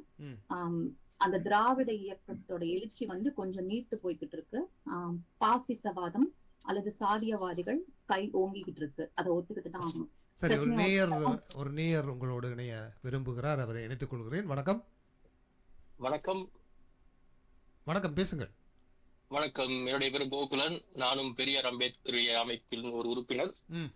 உங்களுடைய நேரலையை பார்த்து கொண்டிருந்தேன். அந்த நம்பரை சரி போடுவோம், நம்மளுக்கு வாய்ப்பு கிடைக்குமா என்று தெரியவில்லை என்று சொல்லி அடிச்சேன். கனெக்ட் ஆயிடுச்சு. சரி, சொல்லுங்கள், உங்கள் கருத்தை சொல்லுங்கள். நான் ஒரு குத்துமதிப்பா கால் பண்ணேன். ஏதாவது கேள்வி கேளுங்க, அப்பதான் என்னால சொல்ல முடியும். எதை பத்தி நிறைய விஷயங்கள் பேசிக்கிட்டு இருந்தீங்க. நம்மோடு இருக்கிற விருந்தினர்களிடம் நீங்கள் கேள்விகளை கேட்பீர்கள் என்று நான் எதிர்பார்த்தேன். நீங்கள் கேள்வி. சரி, நான் விருந்தினர்களும் என்னுடைய நண்பர்கள் தான். அண்ணா மகிழ்நன், தேவி பாலா, சுமதி இவர்கள் மூவருமே சிட்னியில் பெரியார் அம்பேத்கரிய கருத்தியலில் செயல்பட்டு வருகிறவர்கள். இது முக்கியமாக சுயமரியாதை நூற்றாண்டு விழா வந்து உலகம் முழுவதும் பெரியாரிய சிந்தனைகளுக்கு, சுயமரியாதை சிந்தனைக்கு விழா எடுத்துக்கொண்டு வருகிறார்கள். நமது ஊரிலும் சிட்னியில் நவம்பர் 7ஆம் தேதி ஒரு விழா நடக்கிறது. இங்கே என்னுடைய கருத்து பதிவு என்னவென்றால், ஏன் நாம் இதை பற்றி மீண்டும் மீண்டும் பேசிக் கொண்டிருக்க வேண்டும்? நாம் எல்லாரும் படித்து இங்க வந்துட்டோம், எல்லாருக்கும் நல்ல வேலை வந்துருச்சு, ஒரு நல்ல வசதியான இடத்துக்கு வந்தாச்சு, ஒரு மேல் நாட்டுக்கு நம்ம வந்துட்டோம். எதுக்கு மறுபடியும் இந்த சாதியை பத்தியே நீங்க பேசிக்கிட்டு இருக்கீங்க அப்படிங்கிற ஒரு கேள்வியை சரியா? இங்க வந்த பிறகு நம்ம நல்லா ஆயிட்டோமே, இங்க எல்லாம் யாரும் பாத்துக்கிறது கிடையாது, இங்க எல்லாம் வந்து ஒருத்தர் நம்ம இதை பத்தி பேசுறது கிடையாது அப்படிங்கிற ஒரு கேள்வியை முன்வைக்கிறாங்க. அதுக்கு நான் இந்த பேனல்கிட்ட இந்த எல்லார்கிட்டையும் இந்த கேள்வியை முன்வைக்கிறேன். அதுக்கப்புறம் கடைசியா என்னோட கருத்தையை நான் சொல்லலாம்னு பாக்குறேன். சரி, நன்றி. காத்திருங்கள் அல்லது மீண்டும் அழையுங்கள், இனி நேயர்களும் அழைக்கலாம். ஆகவே முகநூல் பக்கத்தினூடாக இணைந்து கொள்ள முடியுமா? முடிந்தால் நீங்கள் நேரடியாக நிகழ்ச்சியை பார்க்கலாம். அதுதான் பாத்துக்கிட்டு இருந்தேன். இப்ப நான் காலில் இருக்கேன், அவங்க சொல்லட்டும். சொன்ன பிறகு கடைசியா என்னோட கருத்தை நான் பதிவு. சரி, இதுக்கு நான் பதில் சொல்ல விரும்புறேன். முதல்ல நம்ம ஒண்ணு புரிஞ்சுக்கணும். கல்விங்கிறது வந்து அறிவை கொடுக்கும், ஆனா அது வந்து பகுத்தறிவை கொடுக்காது. ஒரு மனுஷனுக்கு பகுத்தறிவு வேணும்னா அதுக்கு கல்விதான் அவசியம் கிடையாது. கல்வி இல்லாதவங்களும் பகுத்தறிவோட இருக்கலாம். அதுக்கு உதாரணம் வந்து தந்தை பெரியார் தான். கல்வி கற்றவர்களும் பகுத்தறிவோட இருக்கலாம். அதுக்கு உதாரணம் வந்து அம்பேத்கர். அவங்க 2 பேரும் பகுத்து அறிந்து உணர்ந்தனாலதான் ஜாதிங்கிறது வந்து அம்பேத்கர் சொல்றது வந்து ஒரு மனநோய். அப்ப அந்த மனநோய்க்கு ஒரு மருந்துன்னா அது பகுத்தறிவு தான் மருந்து. சோ நான் படிச்சுட்டேன், நான் கல்வி கட்டுட்டேன், அதனால எனக்கு ஜாதி எண்ணம் போயிடுச்சானா இல்ல. நான் வந்து கடந்த 8 ஆண்டுகளா வந்து பெரியார படிச்சுட்டு இருக்கேன், அம்பேத்கரை படிச்சுட்டு இருக்கேன். இன்னுமுமே ஒரு சில இடங்கள்ல என்னால உணர முடியுது. நான் இன்னும் ஜாதி பாக்குறேன் அப்படிங்கறது என்னால உணர முடியுது. அதை தாண்டி என்னால ஏன் வர முடியல அப்படின்னா, நான் பிறந்ததுல இருந்து நான் அந்த ஜாதியோடையே, என்னை அறியாமல் நான் அந்த ஜாதியோடய வாழ்ந்துட்டு இருக்கேன்.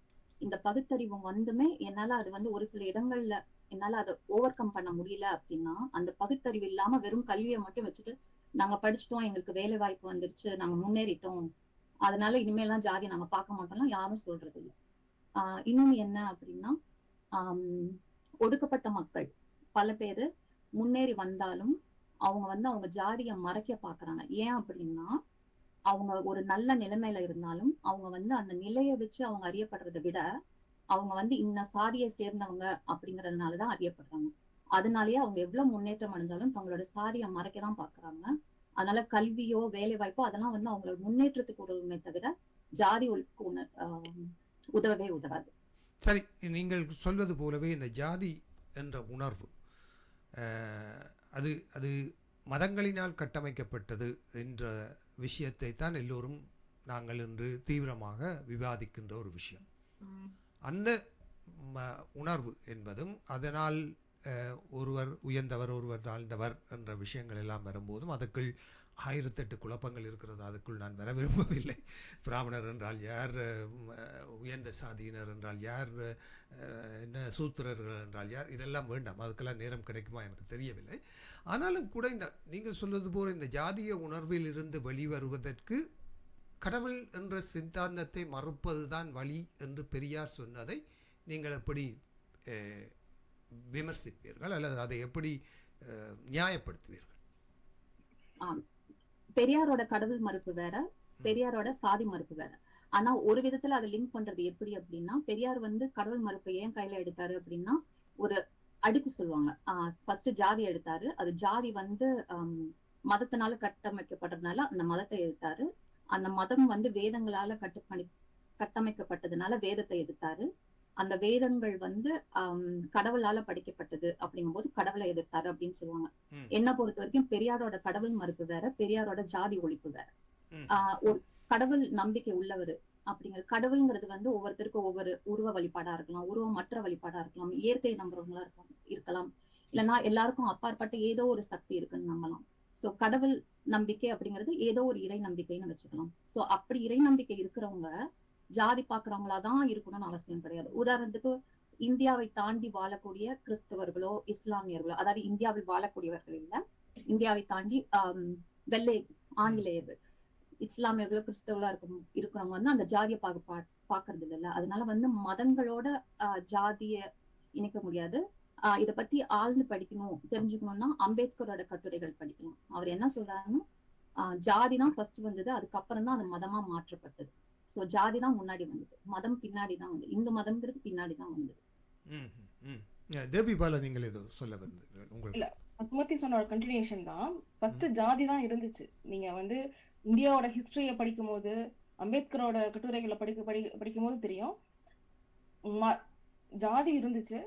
அந்த ஜாதி வந்து எப்படி வந்துச்சு அப்படின்னு சொல்லி நம்ம பேச போனோம் அப்படின்னா, நீங்க சொன்ன மாதிரி வந்து பிராமணர்கள் யார், சூத்திரர்கள் யார், எப்படி அந்த நிலத்துக்கு போகிறப்ப எந்த அளவுக்கு அது சன்ஸ்கிரிட்டைஸ் ஆச்சோ அந்த மாதிரி ஜாதி பரவச்சு. சோ அதுக்கப்புறம் இத வந்து ஒரு குறிப்பிட்ட டைம்ல வந்து எப்படி வந்து ஜாதி வந்து மதமா மாறுச்சு அப்படிங்கிறதுக்கு நம்ம பிரிட்டிஷ்ல இருந்து எல்லாமே பேச ஆரம்பிக்கணும். அது எப்படி ஒரு மதத்துக்குள்ள வந்துச்சு, அதுக்கு நிறைய விஷயங்கள் வந்து இருக்குது. இப்போ அதே மாதிரி வந்து பெரியாரோட கடவுள் மறுப்பு வந்து நீங்க கேட்டிருந்தீங்க.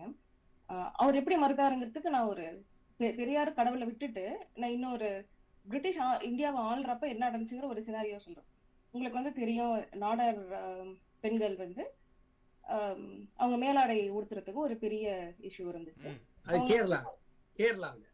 கேரளா அது அப்ப வந்து ட்ருவன்கோர் கிங்டமா இருந்துச்சு. அப்ப 1820 இருந்து அவங்க போராடிக்கிட்டு இருக்கிறாங்க. 1850 என்ன ஆகுதுன்னா, ஈஸ்ட் இந்தியா கம்பெனி வந்து பிரிட்டிஷ் கிரவுன் கீழே வருது. அப்ப ராணி என்ன சொல்றாங்கன்னா, நான் வந்து இங்க நடக்கிற எதையுமே நான் வந்து கொஸ்டின் பண்ண மாட்டேன், சேலஞ்ச் பண்ண மாட்டேன், எக்ஸிஸ்டிங் சிஸ்டம் எப்படி இருக்கோ அப்படி இருந்துக்கலாம்னு சொல்றப்போ அதை சாக்கா எடுத்துக்கிட்டு அப்புறம் ஒரு சின்ன ரிலீஃப் கிடைச்சது.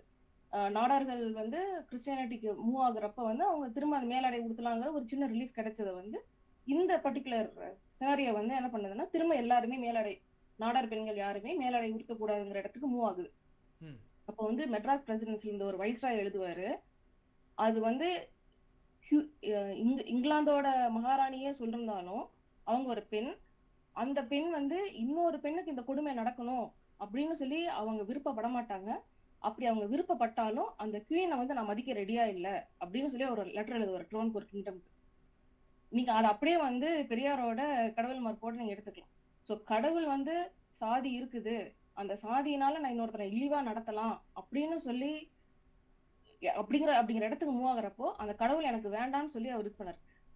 அதுதான் வந்து பெரியாரோட கடவுள் மறுப்பு. அவர் வந்து திடீர்னு ஒரு நாள் வந்து கடவுளே இல்ல, நான் கடவுளை வந்து இது பண்ணிட்டு இருக்கேன் அப்படின்னு அவர் சொல்லல. அவர் ஒவ்வொரு விஷயமா கேள்வி கேட்டுட்டே வர்றாரு. ஒவ்வொரு ஒடுக்குமுறையும் கேள்வி கேட்கிறப்போ இதனாலதான் ஒடுக்குமுறை நடக்குது அப்படின்னா எனக்கு அந்த கடவுள் வேண்டாங்கிற முடிவுக்கு தான் வந்தார். இந்த இது உங்களுக்கு நினைக்கிறேன் சார். சரி, மீண்டும் நாங்க மகளின் அவர்கள் ஏதோ சொல்ல விரும்புகிறீர்கள்? மியூட் பண்ணிக்கிறீங்க அவங்க. பெரியார்ட்ட போய் கேட்டாங்க, ஐயா கடவுள் இல்லைங்கிறப்ப அவர் திடீர்னு வந்துட்டா என்ன பண்றதுன்னு கடவுள்கிட்ட பெரியார்ட்ட கேட்டாங்க. பெரியார் சொன்னார், அப்படி வந்துட்டா கடவுள் இருக்காருன்னு சொல்லிட்டு போவோம், அவருக்கு நமக்கு என்ன பிரச்சனை அப்படி. பெரியார் வந்து ஒரு யதார்த்தவாதி. அவர் வந்து இது சாதி எதற்கு கட்டுப்பட்டது, மதங்களுக்கு கட்டுப்பட்டது, மதம் எதற்கு கட்டுப்பட்டது, வேதங்களுக்கு கட்டுப்பட்டது, வேதம் யாருக்கு கட்டுப்பட்டது, பார்ப்பனர்களுக்கு கட்டுப்பட்டது, பார்ப்பனர்கள் வேதம் கடவுளுக்கு கட்டுப்பட்டது, கடவுள் யாருக்கு கட்டுப்பட்டவர், மந்திரத்துக்கு கட்டுப்பட்டவர், மந்திரம் யாருக்கு கட்டுப்பட்டது, பார்ப்பனர்களுக்கு கட்டுப்பட்டது. ஆக கடைசியில அது போய் நிக்கிற இடத்த பாத்தீங்கன்னா அது ஒரு மனிதன்ட்டு தான் போய் நிக்கும். ஓஹோ அவர் ஒவ்வொன்றா அடிச்சுக்கிட்டு வர்றாரு, இதுவா இதுவா இதுவா வேணாம் போ எல்லாத்தையும் தூக்கி அடி அப்படிங்கிறது அவருடைய வழிய. அவர் வந்து இந்த தர்மகர்த்தா குடும்பத்தை சார்ந்தவர். பெரியார் வந்து கோயில் தர்மகர்த்தா குடும்பத்தை சார்ந்தவர். இன்னும் சொல்ல போனா என்னுடைய பாட்டனாரே கோயில் தர்மகர்த்தா. அதனால எங்களுக்கு அந்த பின்புலத்துல இருந்தா நாங்க வர்றோம். பின்புலத்துல இருந்து வந்தாலும் அங்க நடக்கக்கூடியதுல பார்த்து பார்த்து தான் வந்து பெரியார் வந்து அந்த ஒரு முடிவுக்கு வர்றாரு. அந்த முடிவை வந்து அத அப்படியே கொண்டு போய் அண்ணா வந்து மக்கள்கிட்ட கொண்டு போய் சேர்த்தார். பெரியாருடைய வெற்றிக்கு காரணம் அண்ணா, கலைஞர், நாவலர், அன்பழகன் இது மாதிரி இருந்தவங்க தான். அவங்க தான் வந்து அவருடைய மெசேஜை கொண்டு போய் சேர்த்தாங்க. அண்ணாலாம் வந்து 1935 எம்ஏ கோல்டு மெடல் வாங்கிட்டு அப்ப ஐசிஎஸ் எழுதியிருந்தாருன்னா அவர் இந்தியாவுக்கு கேபினட் செக்ரட்டரியா இருந்திருக்கலாம். ஆனா அவர் வந்து பெரியார்ட்ட போய் 35 ரூபாய் சம்பளத்துக்கு 1935 போய் பெரியார்ட்ட சம்பளத்துக்கு சேர்ந்து உழைக்கணுங்கிற ஒரு தேவை இல்லையே அந்த காலத்துல. அந்த காலத்துல போய் ஏன்னா அவருடைய பெரியாருடைய கொள்கையும் பெரியாருடைய வீச்சும் அவ்வளவு வேகமா இருந்தது. அது அந்த காலத்து இளைஞர்களா இருந்த அண்ணாவுக்கும் நாவலருக்கும் பேராசிரியர் அன்பழகனுக்கும் இவங்களுக்கு எல்லாத்துக்கும் வந்து அது ஒரு பெரிய சரியான இதுதான் சரியான வழின்னு யோசிச்சாங்க. அதனாலதான் அதை வந்து அவ்வளவு பரப்ப முடிஞ்சது. அவர்கிட்ட பிள்ளையாரை அண்ணா சொல்றாரு, பெரியார் வந்து பிள்ளையார் சிலையை உடைக்கும் பொழுது அவரை கோர்ட்ல நிறுத்தி கேட்டாங்க, பிள்ளையார் சிலையை உடைச்சிங்களா? ஆமா உடைச்சேன். ஏன் உடைச்சிங்க? இவங்க சாமின்னு அதை சொல்லி கொண்டு போய் வச்சிருந்து கொண்டு போய் குளத்துல போடுறாங்க, தண்ணியில போடுறாங்க, ஏரியில போடுறாங்க, ஆத்துல போடுறாங்க. நான் வாங்கி ரோட்ல உடைச்சேன், என் காசை போட்டுதான் வாங்கி உடைச்சேன் அப்படின்னு சொன்னாரு. கோர்ட்ல நிக்கிற அந்த கேஸ். பெரியார்ட்ட வந்து அந்த லாஜிக் இருக்கும், அந்த தர்க்க ரீதியா ஒவ்வொன்றையும் கொண்டு போவார் அவர். அதனாலதான் வந்து அவர் ஒவ்வொன்றா அடிச்சுட்டு போறாரு. தேவி பாலா இதை சொல்லுங்க. இல்ல கோகுலனோட கேள்விக்கு ஏன் இன்னும் பேசிட்டே இருக்கிறோங்கிறதுக்கு, ஏன் இவ்வளவு படிச்சிருக்கிறோம் அப்பயும் திரும்ப ஏன் ஜாதி பத்தியே பேசிட்டு இருக்கிறோம்னா, நீங்க வந்து அது சுமதி வந்து சொன்னாங்க, நம்ம படிக்கிறது வேற, இது வேற, ரேஷனல் திங்கிங் வேறன்ட்டு. அதுக்கு ஒரு சின்ன எக்ஸாம்பிள் வந்து இந்தியாவோட தலைமை நீதிபதி மேலேயே செருப்பு தூக்கி அடிக்க முடியுது. ஏன்னா அவரு வந்து ஒரு தலித்துங்கிறனால. அப்ப இதுக்கு முன்னாடி இருந்த குடியரசுத் தலைவரா இருக்கட்டும், இப்ப இருக்கிற குடியரசுத் தலைவரா இருக்கட்டும், 2 பேருமே எஸ்சி எஸ்டி கேட்டகரியில தான் வராங்க. ராமர் கோயில் வந்து இன்னைக்கு இப்ப தீபாவளிக்கு கூட மோடி வந்து ராமர் கோயில் திறந்து வச்சேன், அது தீபாவளியை கொண்டாடுங்கன்னு சொல்லி அவ்வளவு சொன்னாரு. ஆனா அதே ராமர் கோயிலுக்கு வந்து அவங்க குடியரசுத் தலைவரை வந்து இது பண்ணல. ஏன்னா அவங்க ஒரு கைம்பெண், அது இல்லாம வந்து ஒரு அந்த பர்டிகுலர் சமூகத்துல இருந்து வரனால. இதுக்கு முன்னாடி வந்து ராம்நாத் கோவிந்த் வந்து கோயிலுக்கு போனப்ப அந்த கோயில வந்து கல்வி விட்டாங்க. அப்போ இந்த சமூகம் முக்கியமா சவுத் ஏஷியன் கம்யூனிட்டியில இந்தியாவில் இருக்கிற சமூகம் வந்து சாதியா அதை வச்சுதான் எல்லா ப்ரிவிலேஜஸும் எல்லா பவர் ஸ்ட்ரக்சராவும் இருக்குது. அப்படிங்கிறப்ப அது படிச்சாலும் அதை தன்னைத்தானே வந்து மறு உருவாக்கம் பண்ணிக்கும். இன்னைக்கு அவங்க வந்து அந்த எப்படி வந்து இந்த நம்ம கம்யூனிசத்துல சொல்றப்போ வந்து நியூ லிபரலைசேஷன், போஸ்ட் மாடர்னைசேஷன் சொல்ற மாதிரி காஸ்ட் வந்து அதுக்கேற்ற மாதிரி தன்னை வந்து எவால்வ் பண்ணிக்கிட்டே இருக்குது. அப்படிங்கிறப்போ நம்ம திரும்ப திரும்ப பேசிட்டே தான் இருக்கணும். அப்ப வந்து எப்படி வந்து கேபிட்டலிசமும் ஒர்க்கிங் கிளாஸ் ஸ்ட்ரகிளும் இருக்குதோ அதே மாதிரி வந்து இந்தியான்னு சொல்ல முடியாது, இந்த சவுத் ஏஷியன் கம்யூனிட்டியில இந்த ஸ்ட்ரகிள் இருக்கதான் செய்யும். நம்ம திரும்ப திரும்ப பேசிக்கிட்டே தான் இருக்கணும். கல்வி வந்து இதை கொஞ்சம் மட்டுப்படுத்த உதவும். ஆனா கல்வி கிடைச்சு மேல வர்றப்போ திரும்ப அது வந்து தன்னை மறு உருவாக்கம் பண்ணதான் செய்யும். அப்ப அதனால நம்ம தொடர்ந்து அதை பேசிக்கிட்டே தான் இருக்கணும். கோகுலன் கேட்ட கேள்விக்கு சரியான பதில் என்னன்னா, ஆஸ் தமிழ் மேட்ரிமோனின்னு ஒண்ணு இருக்கு, பாத்தீங்கன்னு நினைக்கிறேன். அதுல யாராவது சாதி கேட்காம போடுறாங்களா? அந்த தமிழ் மேட்ரிமோனில யாராவது இல்ல இந்த பொண்ணு படித்திருக்கு, இதற்கு ஒரு ஆண் மகன் தேவை அப்படின்னு போடுறாங்களா? இங்க வந்துட்டோம்ல, அங்க இந்த சாதி இந்த சாதியில எல்லா மேட்ரிமோனியலிலும் சாதியை குறிப்பிடுது, சாதி போடுறாங்கல்ல. அப்புறம் நாம அங்கிருந்து இங்க வந்தாலும் அதே மாதிரி அங்கிருந்து இங்க வந்து இங்க சிவில் மேரேஜ் இங்க சட்டப்படி செல்லுபடி ஆகக்கூடியதா இருக்குது. ஆனாலும் இங்க வந்து ஐயர் தானே கல்யாணம் பண்ணி வைக்கிறாரு. அப்ப அங்க சாதி தானே. நீங்க திருமணத்துல பாத்தீங்கன்னா உங்களுக்கு பூணூல் போடுவாங்க. அது நீங்க நல்லா கவனிச்சு பாத்தீங்கன்னா திருமணத்துக்கு போடுவாங்க. முன்னாடி உங்களுக்கு பூணூல் போடுவாங்க. எதுக்குன்னா நீங்க வந்து சூத்திரர், ம். உங்களுக்கு திருமணம் செய்து கொள்வதற்கு உரிமை இல்லை, சாஸ்திரப்படி உரிமை இல்லை.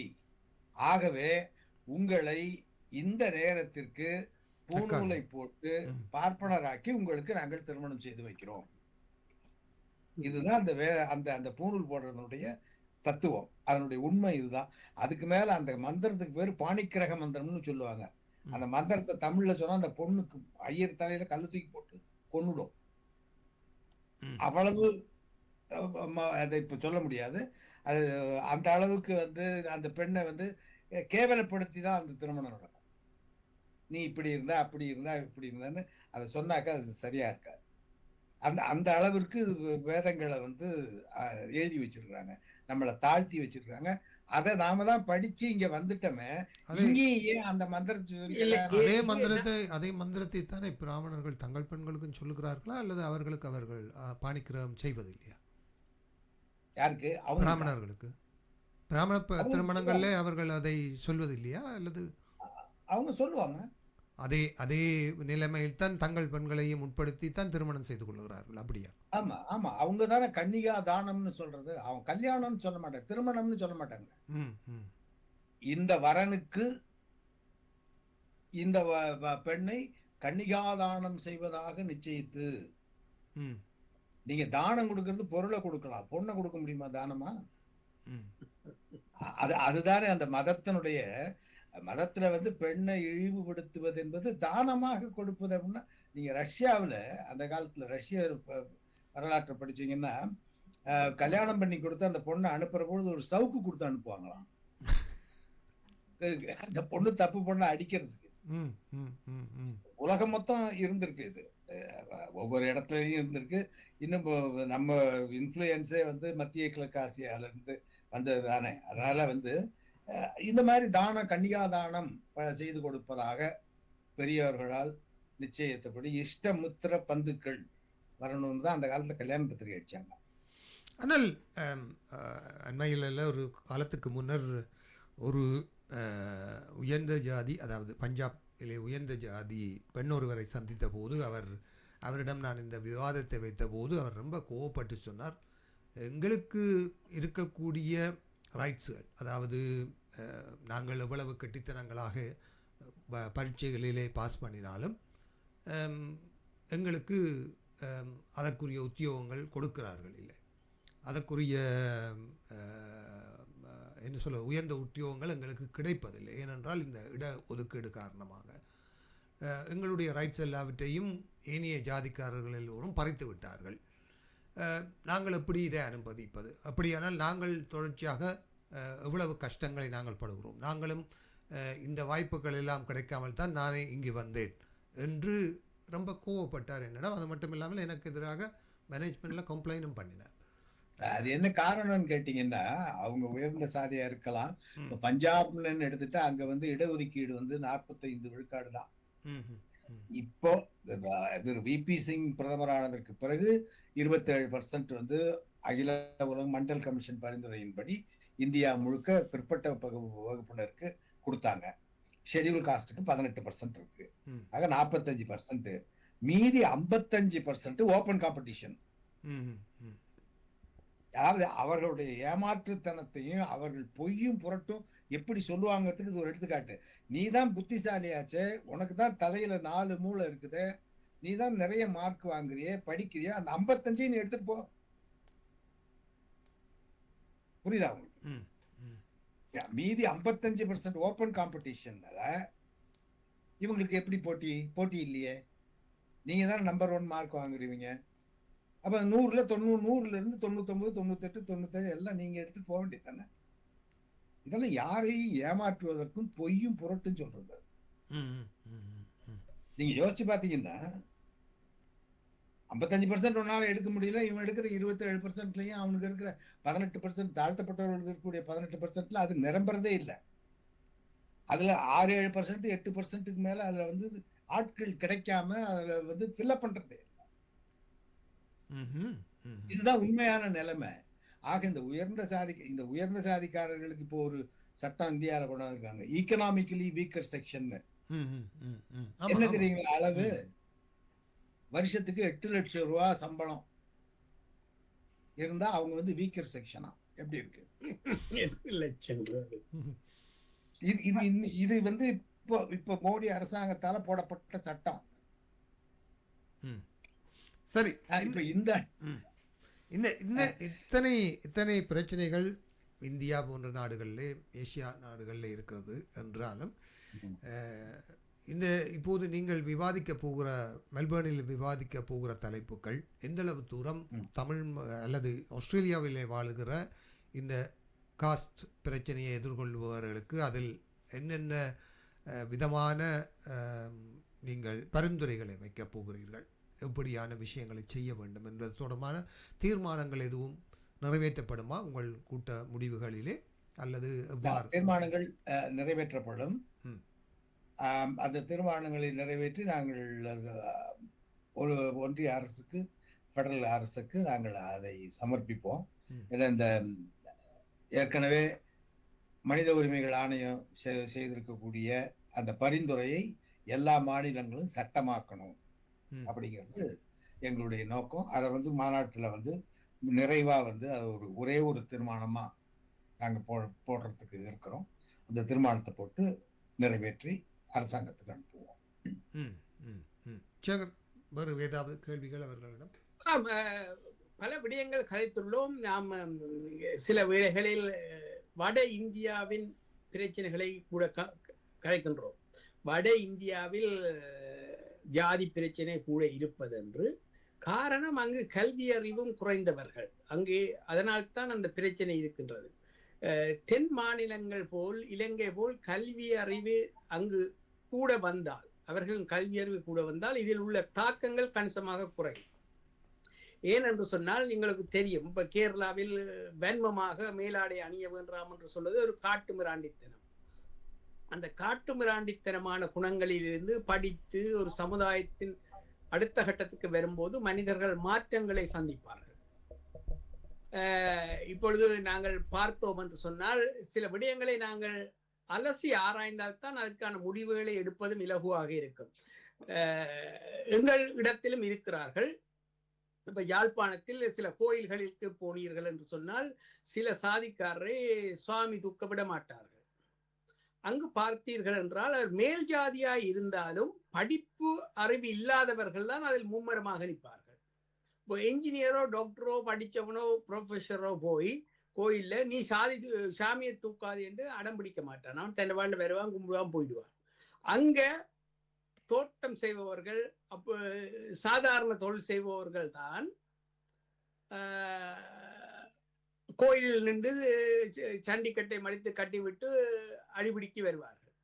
அதில் ஒரு விடயத்தை அறியக்கூடியதாக இருக்கிறது. எந்த ஜாதியில் இருந்தாலும் நீங்கள் மட்டுப்பட்ட கல்வி அறிவு உள்ளவர்கள் தங்களை மேற்காட்டுவதற்காக இப்படிப்பட்ட விஷயங்களை எடுக்கிறார்களோ என்று என தோன்றுகிறது. இல்ல, அதில் உண்மை இருக்கலாம். நீங்க என்ன குறிப்பா பாத்தீங்கன்னா, இப்ப சுப்ரீம் கோர்ட் தலைமை நீதிபதி மேல வந்து செருப்ப வீசினவர் ஒரு வழக்கறிஞர். அவர் சொல்றாரு, கடவுள் சொன்னார் நான் எரிந்தேன் அப்படிங்கிறாரு. அது அவர் தாழ்த்தப்பட்ட நீதிபதி.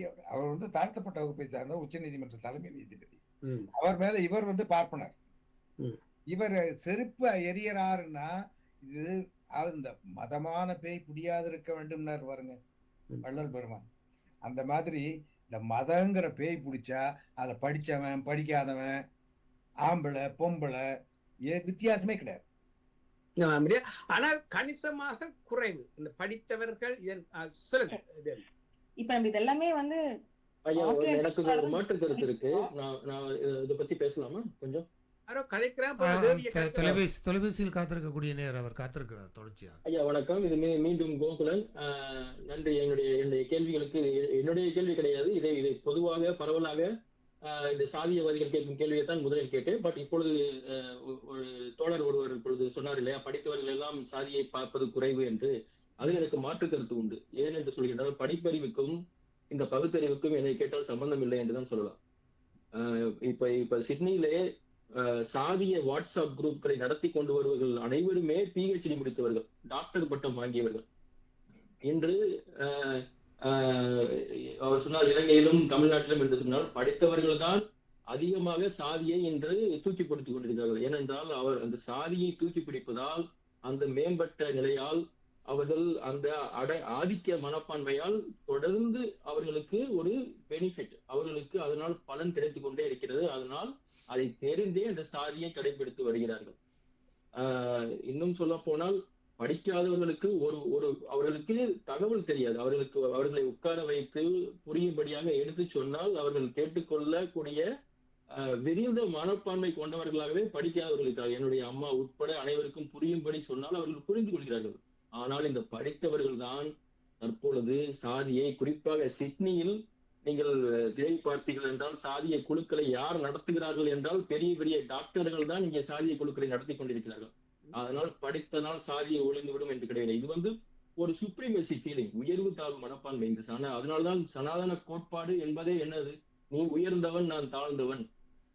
ஒருவர் மீது ஒருவர் ஆதிக்கம் செலுத்த முடிகிறது. நான் ஒரு ஸ்பெஷல், நான் பிறப்பால் உயர்ந்தவன் என்று ஒரு மனப்பான்மை வருகிறது. அதுதான் இந்த சாதிய மனப்பான்மை என்பது. அதுதான் இங்கே முக்கிய காரணமாக அமைகிறது. நன்றி. நன்றி நன்றி. கண்டினியூ பண்ணலாமா? அதான் இப்போ படிச்ச சமூகம் மாறிடும்னா நாங்க இங்க பெரியார் அம்பேத்கர் சிந்தனை வட்டம் நடத்த வேண்டிய அவசியமே எங்களுக்கு கிடையாது. இங்க எல்லாருமே படிச்சு வந்ததுக்கு அப்புறம் தான் இந்த ஜாதி பிரச்சனை இங்க இருக்குது, இதை நடத்துறோம். இன்னொன்னு, ஜாதினால சதியா இருக்கட்டும், இல்ல பெண்கள் மேலாடை அணியாம இருக்கிறதுக்கான எதிரான சட்டங்கள் எல்லாமே 1850கள் 32ல தான் சட்டமா வந்துச்சு. அப்ப அந்த சமூகம் படிக்கல. ஆனா எப்படி அந்த இதெல்லாம் கைவிட்டாங்கன்னா, அதுக்காக கடுமையா கொடுக்கப்பட்ட தண்டனைகள். இப்ப சதியில ஒரு பொண்ணு சாகுறாங்க, இல்ல கூட சேர்ந்து ஃபேமிலி நிக்குதுன்னா அது இருக்க எல்லாத்து மேலயும் கொலை சம்பந்தப்பட்டமான குற்றம் நாங்க சாட்டுவோம்னு சொன்னனாலதான் அந்த சதியை கைவிட்டாங்க. அதே மாதிரிதான் மேலாடை அணியிற நாடார் பெண்களை அப்ப ஜெயிலுக்கு போட்டுட்டு இருந்தாங்க. அது அது ஒரு கேக்குறதுக்கு ஒரு இதே இல்லாம இருந்த சமூகத்துல தேவி, அதுல ஒரு முக்கியமான செய்தி, மார்பு வரி அப்படின்னு சொல்லிட்டு ஒரு வரி போட்டாங்க. அது பெண்களுடைய மார்பின் அளவிற்கு தகுந்த மாதிரி வரி போட்டாங்க. எவ்வளவு கொடுமைகளை நம்ம தாண்டி வந்திருக்கிறோங்கிறதுக்கு இது ஒரு எடுத்துக்காட்டு. அப்ப இதெல்லாம் இந்த சொசைட்டியை அண்டர்ஸ்டாண்ட் பண்ணிக்க முடியாத அளவுக்கு காம்ப்ளெக்ஸா இருந்த ஒரு காஸ்ட் சிஸ்டம் வெளியில இருந்து வந்த பிரிட்டிஷ்காரங்க அவங்களுக்கு இருந்த எம்பத்தினால மட்டும்தான் இதை சேஞ்ச் பண்ண முடிஞ்சது. படிக்கிறனால எதுவுமே இதாகாது. இன்னொருத்தவங்க ஷூஸ்ல அந்த கொடுமையை அனுபவிச்சா எப்படி இருக்கும் அப்படிங்கிற இந்த எம்பத்தி இருக்குதுல்ல, மனிதநேயம் தான் ஒரு மனுஷனை மாத்தும். அதுக்கு அவன் படிக்கணும் படிக்க கூடாதுன்னு எதுவுமே கிடையாது. அந்த மாதிரி அதனாலதான் நாங்க ஹியூமனிஸ்ட் கான்ஃபரன்ஸ் நடத்துறோம். மனிதத்தை பத்தி நாங்க பேசுறோம். இந்த மாதிரியான விஷயங்கள் இங்க நடக்குது. இன்னொன்னு இந்த ஜாதிங்கிறதும் ஒரு கிளாஸ் சிஸ்டம் தான். அதுல இருக்கிற இஷ்யூஸ் இங்க இருக்கிற சொசைட்டிலயுமே இருக்குது. அது வேற வேற வடிவுல இந்த மல்டிகல்ச்சரல் டயஸ்போரால இருக்குது. ஸோ அதுக்கும் சேர்த்துதான் இந்த கான்ஃபரன்ஸ். இங்க கூட இருக்கிற ஷேர்டு ஸ்ட்ரகிளையும் நாங்க சொல்றோம். உங்களை மாதிரி எங்களுக்கும் பிரச்சனைகள் இருக்குது அப்படிங்கிறதுக்காகவும் தான் இந்த கான்ஃபரன்ஸ். இந்த மாநாட்டை பொறுத்த வரைக்கும் நாங்க மாணவர்களுக்கு இலவச அனுமதி தர்றோம். பகல் உணவு, இரவு உணவு, மறுநாள் 2 நாள் பகல் உணவு, இரவு உணவு தர்றோம். அதே மாதிரி அவங்களுக்கு ஒரு சோனிர், ஒரு பேக் ஒன்று கொடுக்குறோம், ஒரு 2 புத்தகங்கள் கொடுக்குறோம். மாணவர்களுக்கு இலவசம். இப்போ மெல்பர்ன்ல இருக்கிறவங்களுக்கு சலுகை விலையில அவங்களுக்கு $120 $120 2 நாளைக்கும் அவங்களுக்கு கட்டணம். அவங்க கலந்து கொள்ளலாம். ஒரு நாள் கலந்து கொள்ள விரும்புகிறவர்களுக்கும் அதை கலந்து கொள்றதுக்கு அதுக்கு நாங்க அனுமதி வழங்குறோம். நிறைய இதை கேட்கிற நேயர்கள் எங்க மாநாட்டுக்கு நாங்க என்ன சொல்றோம் அப்படிங்கிறது எங்க பக்கத்துல நியாயமும் அவங்க கேட்டு தெரிஞ்சுக்கிட்டாக்க நல்லா இருக்கும். இல்லை, இந்த விடயத்தில் மிக முக்கியமான ஒரு விஷயம், அதாவது எங்களுடைய கரிசனைகளை நாங்கள் மாநாடுகளை நடத்தி தெரிவிக்கிறோம். எங்கள் சார்பானவர்கள் எங்களோடு பேசுகிறார்கள், எங்களோடு மேடைகளில் ஏறி எங்கள் கருத்துக்களை உள்ள நியாயங்களை தெரிவிக்கிறார்கள். எப்போதுமே இதுதான் நாங்கள் பிரச்சனை நினைக்கிறேன். எதிர்த்தரப்பினர் சார்ந்து, அதாவது நாங்கள் யாரை இந்த சாதிய அடக்குமுறையை செய்கிறார்களோ அவர்களுடைய விவாதம் என்று நாங்கள் போகும்போது கடுமையான எதிர்வினைகளை நாங்கள் சந்திக்கிறோம், அல்லது அவர்களோடு ஒரு விவாதத்துக்கு நாங்கள் தயாராகுவது என்பதை செய்ய முடியவதில்லை, அல்லது அப்படி போனாலும் அது பாரதூரமான வாத பிரதிவாதங்களாக அமைந்து விடுவது உண்டு. ஆனால் அங்குதானே நாங்கள் விவாதிக்க வேண்டியவர்களாக இருக்கிறோம், அந்த ஒரு தளத்தில் வைத்துத்தானே விவாதிக்க வேண்டியவர்களாக இருக்கிறோம். ஆனால் அதற்கான வாய்ப்புகளை உருவாக்கி கொள்வதில் உங்கள் அமைப்பு எந்தளவு தூரம் வெற்றி பெறும் என்று நீங்கள் கருதுகிறீர்கள்? நாங்கள் இப்பொழுது எங்களுடைய கோரிக்கைகளை நாங்கள் லிவ்ட் எக்ஸ்பீரியன்ஸ் என்று தேவிபாலா சொன்னதை போல ஒரு ethnic communities council of Australia, federation of ethnic communities council of Australia மூலமாக நாங்கள் ஒரு ஆய்வை நடத்தி ஒரு அறிக்கையை சமர்ப்பித்திருக்கிறோம். இப்ப அந்த பள்ளிக்கூடத்தில் சாதியை கேட்டு அமர வைப்பது, இரண்டாவது கர்மா கிச்சன் என்று ஒரு கிச்சன் இருக்கு, அது ஆஸ்திரேலியனுடைய வரிப்பணத்தில் இயங்கக்கூடிய ஒரு அமைப்பு. அதில் இவர்கள் சைவ உணவு தான் போடுவேன்கிறார். நாங்கள் என்ன கேட்கிறோம், உணவு வழங்குவதற்காகத்தான் அரசாங்கம் அவர்களுக்கு பணம் வழங்குகிறதை ஒழிய உங்களுடைய உணவை திணிப்பதற்காக அல்ல. அப்போ அங்க வேற ஒருவர் வந்தா இதை நாங்க காஸ்ட் அப்ரஸ்ட் ஹிந்துஸ் அப்படிங்கிற முறையில் தான் நாங்க எடுத்துட்டு போறோம். இப்போ நான் பிறந்த பொழுது, நான் பள்ளிக்கூடத்துக்கு போன பொழுது காங்கிரஸ் ஆட்சி காலம். நான் முதல்ல பள்ளிக்கூடத்தோடு காமராஜர் முதலமைச்சர், அப்புறம் பக்தவச்சலம் முதலமைச்சர், 67 தான் அண்ணா வர்றார். என்னுடைய சான்றிதழில் என்னுடைய சாதி எழுதப்பட்டது. இந்த திராவிட இயக்கங்கள் வந்ததுக்கு அப்புறம் சாதி எழுதுறாங்கன்னு சொல்றீங்களே, தவறு. அது ரொம்ப நாளா இருக்குது. அது என்னுடைய சாதி, என்னுடைய சான்றிதழ்ல பள்ளி சான்றிதழ்ல என்னுடைய மதம் என்ன, என்னுடைய சாதி என்ன இருக்கு. இப்ப என்னுடைய மகன்களுக்கு இங்க இல்ல, என் தங்கச்சி அருள்மொழியோட மகளுக்கு இல்ல, சாதி இல்லை, சாதி இல்லை, மதம் இல்லை. இன்னைக்கு நாங்க அடுத்த தலைமுறை அந்த அளவுக்கு வந்துட்டோம். இப்படி சாதிய கோட்பாடுகள் இருந்த காரணத்தினால மற்றவர்கள், என்னுடைய உறவினர்கள் இருக்காங்களே, நாங்க முன்னேறி வந்துட்டோம். அவங்களுக்கு எதை சொல்லி நீங்க நீ உனக்கு படிப்பு வராது, நீ இந்த சாதி, நீ படிக்க முடியாது, படிக்க கூடாது, அது சூத்திரன் படித்தால் அவன் நாக்கை அறு, அவன் வேதத்தை கேட்டால் அவன் காதில் ஈயத்தை காய்ச்சி ஊற்று அப்படின்னு எல்லாம் இருக்குதே வேதத்துல, சனாதன கோட்பாடுல. அதை விட்டு மீறணும்னா அது தேவிபாலா சொன்ன மாதிரி அந்த நோய்க்கு மருந்து என்னவோ அந்த நோயை சொன்னாதானே அதுக்கு மருந்து வழங்க முடியும். அதுதான் அங்க நடக்குது. ரெண்டாவது, நீங்க அந்த திராவிட இயக்கங்கள்ல இந்த சாதி இது பண்றாங்க அப்படின்னு சொன்னீங்க. ஒரு ஒரு ஒரு தொகுதியில ஒரு குறிப்பிட்ட மக்கள் பெரும்பான்மையா இருக்கும் பொழுது அந்த மக்களுடைய பிரதிநிதித்துவம் இருக்கிறது தான் ஜனநாயகமா இருக்கும் அப்படிங்கிறதும் அதுக்கு ஒரு காரணம். நீங்க அதுக்காக தான் தாழ்த்தப்பட்டவர்கள் வெற்றி பெற முடியாது அப்படிங்கிற காரணத்தினால்தான் ரிசர்வ்டு கான்ஸ்டிட்யூன்சிஸ் அவங்களுக்குன்னு இருக்கு. அங்கே அவர்களை தவிர வேற யாரும் போட்டி போட முடியாது. சோ அந்த முறையெல்லாம் அங்க வச்சிருக்கிறாங்க. தமிழகத்துல அதனாலதான் எங்களால நீங்க என்ன சாதின்னு கேட்கறதே எங்களுக்கு கொஞ்சம் சுமதி சொன்ன மாதிரி வெக்கப்படக்கூடிய ஒரு செய்தி. இல்லை, ஜனநாயகமே ஒரு கட்டத்தில் ஒரு சில இடங்களில் பிழையாகவே இருக்கின்றது. நீங்கள் எழுதுவது மெஜாரிட்டி தான் செய்தது சரி என்று சொல்ல முடியாது. ஏனென்றால் இலங்கையில் ஒரு தமிழன் தான் நினைத்தாலும் ஜனாதிபதியா வர முடியாது. நான் இரண்டாம் தர பிரஜையாகவே இருக்க முடியும். ஏனென்றால் சிறுபான்மை, பெரும்பான்மை நினைத்ததுதான் நடக்கும் என்றால் அது ஜனநாயகத்தில் ஒரு சுத்தமான ஒரு விடயம் அல்ல. இப்படித்தான் நான் ஒரு விவாதத்தில் கலந்து கொள்ளும் போது ஒருத்தர் கேட்டார், அமெரிக்கா ஒரு ஜனநாயக நாடு, அங்கு கர்வல்களை ஆப்பிரிக்காவுக்கு அனுப்ப வேண்டும் என்று மக்களிடம் வாக்கு நடத்தினால் மெஜாரிட்டி வாக்கு போடும், கர்வலை பிடிச்சு ஆப்பிரிக்காவுக்கு அனுப்புங்கொண்டு. ஆனால் அது நியாயமான ஜனநாயகமா? அது நியாயம் இல்லை தானே. மெஜாரிட்டி சொன்னது நியாயம் என்று இல்லை தானே. இப்ப கடவுளை அனுப்பண்டு எலெக்ஷன் கேட்டா நடக்கும். நியாயம் என்றதுக்கும் ஜனநாயகம் என்றதுக்கும் வேறு. எமது அரசியலில் ஜனநாயக அரசியல் பல இடங்களில் தோல்வி கண்டுள்ளது. நன்றி. நீங்க சொல்லுங்க. இல்ல அவர் கேட்ட கேள்விக்கு இல்ல நாங்க வந்து வலதுசாரிகள் கூட வந்து பேச ரெடியா தான் இருக்கிறோம். எங்களோட போன மீட்டிங்ல கூட எங்க போன ஈவென்ட் கண்டக்ட் பண்றது கூட சொன்னோம், இடதுசாரிகள் வந்து நாங்களே பேசிட்டு இருக்கிறதுல எந்த ஒரு பயனும் இல்லை. வலதுசாரிகள் எங்களோட கூட்டத்துக்கு வாங்கன்னு தான் சுமதி வந்து கூப்பிட்டு இருந்தாங்க. வாங்க, நாங்க என்ன பேசுறோங்கிறத நீங்க கேளுங்க, அதுக்கப்புறம் வந்து அதுல என்ன பிரச்சனை இருக்குது நம்ம அதுக்கப்புறம் வந்து ஒரு டிஸ்கஷன்ல நீங்க முடிவு பண்ணுங்க, நீங்க பேசுறது வந்து உங்களுக்கே நியாயமா இருக்குதா அப்படிங்கிறது.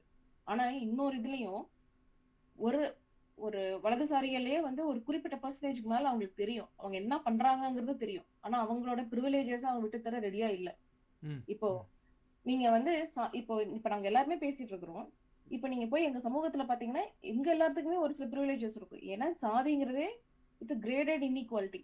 ஒரு சாதியை விட இன்னொரு சாதிக்கு ஏதோ ஒண்ணு வந்து ஏற்ற இறக்கமா தான் இருக்கும். அப்படிங்கிறப்ப சாதியை கடந்து வர்றது வந்து அவங்கவுங்களோட ப்ரிவிலேஜஸ் விட்டுட்டு குடும்பங்கள்ல வந்து ஒதுக்கி வைக்கப்பட்டு இல்ல குடும்பங்கள்ல சண்டை செஞ்சுட்டு தான் நாங்க எல்லாம் பொது வழியில வந்து பேசிட்டு இருக்கோம். அப்ப அந்த ப்ரிவிலேஜஸ விட்டு கொடுக்க ரெடியா இருக்கிறாங்களே. இங்க வரைக்கும் வந்தவங்களுக்கு சாதி இல்ல, சாதினால நான் யாரையும் ஒடுக்கல அப்படிங்கிற அறிவு இல்லாம அவங்க வர்றதில்லை. அவங்களுக்கு தெரியும் இங்க ஒடுக்குறோம் அப்படிங்கிறது தெரியும், அவங்களோட ப்ரிவிலேஜஸ் என்னங்கிறது தெரியும். ஆனா அதை அவங்க விட்டுத்தர ரெடியா இல்லை. அப்படி இத மீறி ஒரு ஓகே எனக்கு இது ப்ரிவிலேஜ் இருக்குது, நான் இந்த மாதிரி ஒருத்தவங்களை அப்ரெஸ் பண்றதே எனக்கு தெரியலன்னு சொல்றவங்களுக்காக தான் இந்த மாதிரி அடிக்கடி நாங்க ஈவென்ட் நடத்திக்கிட்டே இருக்கிறோம். நாங்க சொல்றோம் இந்த மாதிரி விஷயங்கள் இருக்குது அப்படிங்கறதுனாலதான் நாங்க ஒரு பப்ளிக் ஈவென்ட் வச்சு நாங்க கூப்பிடுறோம், வாங்க வந்து கத்துக்கோங்க அப்படின்ட்டு. அதனால வந்து நாங்க கண்டிப்பா பேச ரெடியா தான் இருக்கணும். வலதுசாரிகள் எங்களோட கான்ஃபரன்ஸ்க்கு வாங்க, உங்களுக்கு என்ன கேள்விகள் இருந்தாலும் தர்க்கங்கள் இருந்தாலும் நாங்க பண்ண ரெடியா தான் இருக்கிறோம். இன்னொரு விடயம் நீங்கள் சொல்கிறீர்கள் இந்த டிஸ்கிரிமினேஷன் ஆஸ்திரேலியாவில் நடக்குது என்று. உங்களுடைய வேலை தளத்திலா, கல்வி கூடங்களிலா, பொது இடங்களிலா, ஆலயங்களிலா, எந்த இடங்களில் நீங்கள் கூட இந்த ஜாதி பிரச்சனைகளை கூட நடக்குது என்று சொல்கிறீர்கள்? எல்லா இடத்துலயுமே இருக்குது. ஒர்க் பண்ற இடத்துல இருக்குது. இப்ப எங்கிட்டயுமே வந்து ஆபீஸ்ல ஜாதி கேட்டிருக்காங்க. என்னோட ஃப்ரெண்ட் சர்க்கிள்ல பேசும்போது வந்து சொல்லிருக்காங்க. ஒரு சிலர் வந்து அந்த காலத்திலேயே வந்து ஊர்ல இருந்து ஒதுக்கி வச்சிருக்காங்கன்னா அது ஒரு காரணத்தோட தான் ஒதுக்கி வச்சிருக்காங்க. அவங்க அங்கதான் இருக்கணுங்கிறது ஒரு ஃபேமிலி கேதரிங்ல சொல்லியிருக்கிறாங்க. நீங்க வந்து இங்க நீங்க ஜாதியை பத்தி பேச ஆரம்பிச்சாவே நெக்ஸ்ட் உங்களை ஜாதி எதிர்த்து நீங்க பேச ஆரம்பிச்சீங்கன்னா அடுத்த ஃபேமிலி கேதரிங்ல உங்களை கூப்பிடுவாங்களாங்கிறதே டவுட் தான். ஸோ அது எல்லாமே நாங்க தாண்டிதான் வந்து இங்க பேசிட்டு இருக்கோம். எல்லா இடத்துலயுமே இங்க ஜாதி இருக்குது, இல்லாமலாம் எங்கேயுமே இல்ல. இங்க சாதி வாட்ஸ்அப்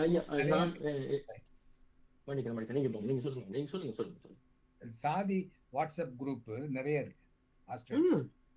ஒவ்வொரு ஜாதிக்கும் இருக்கு. இந்தியன் கவர்மெண்ட் இல்லையா? இந்தியால இருந்து வந்திருக்கக்கூடியவங்கள குறிப்பா தமிழ்நாட்டுல இருந்து ஏன்னா தமிழ்நாட்டுல இருந்து வந்திருக்கிறவங்க தான் நமக்கு அதிகமா தெரியும். சாதி சங்கங்கள் இருக்கு, வாட்ஸ்அப் குரூப்ஸ் இருக்கு, எல்லா சாதிக்கும் இருக்கு. அது ஒரு குறிப்பிட்ட சாதியில வந்து நான் பார்த்தேன் மெம்பர்ஷிப் வந்து 686 என்னமோ. ஆக அது நீங்க சொன்ன மாதிரி இந்த படித்ததுனாலேயும் வருது. ரெண்டாவது நமக்கு சொல்லக்கூடிய தகவல்கள் உண்மையான தகவல்கள் இல்ல, பாதி தகவல்கள் மறைக்கப்படுது. நீங்க கம்பராமாயணத்தை படிச்சீங்கன்னா பட்டாபிஷேகத்தோட கம்பராமாயணம் நின்றுடும். ஆனா வால்மீகி ராமாயணம் தாண்டி போகும். ராமர் சரையு நதியில் விழுந்து தற்கொலை செய்து கொண்டாருன்னு எத்தனை பேருக்கு தெரியும்னு நினைக்கிறீங்க? லவகுசன் வந்து அப்பாவை சண்டை போட்டு துரத்துனது, சண்டை போட்டது எத்தனை பேருக்கு தெரியும்? அதையெல்லாம் சொல்றது இல்லை. நமக்கு செலக்டிவ் சொல்லுவாங்க, செலக்டிவ் அம்னீஷியா.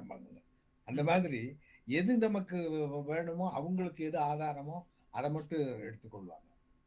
இப்போ ராமரை வந்து சீதையை தீயில இறக்குனதுனால இப்ப யாரையாவது இறக்க சொன்னா என்ன ஆகும்?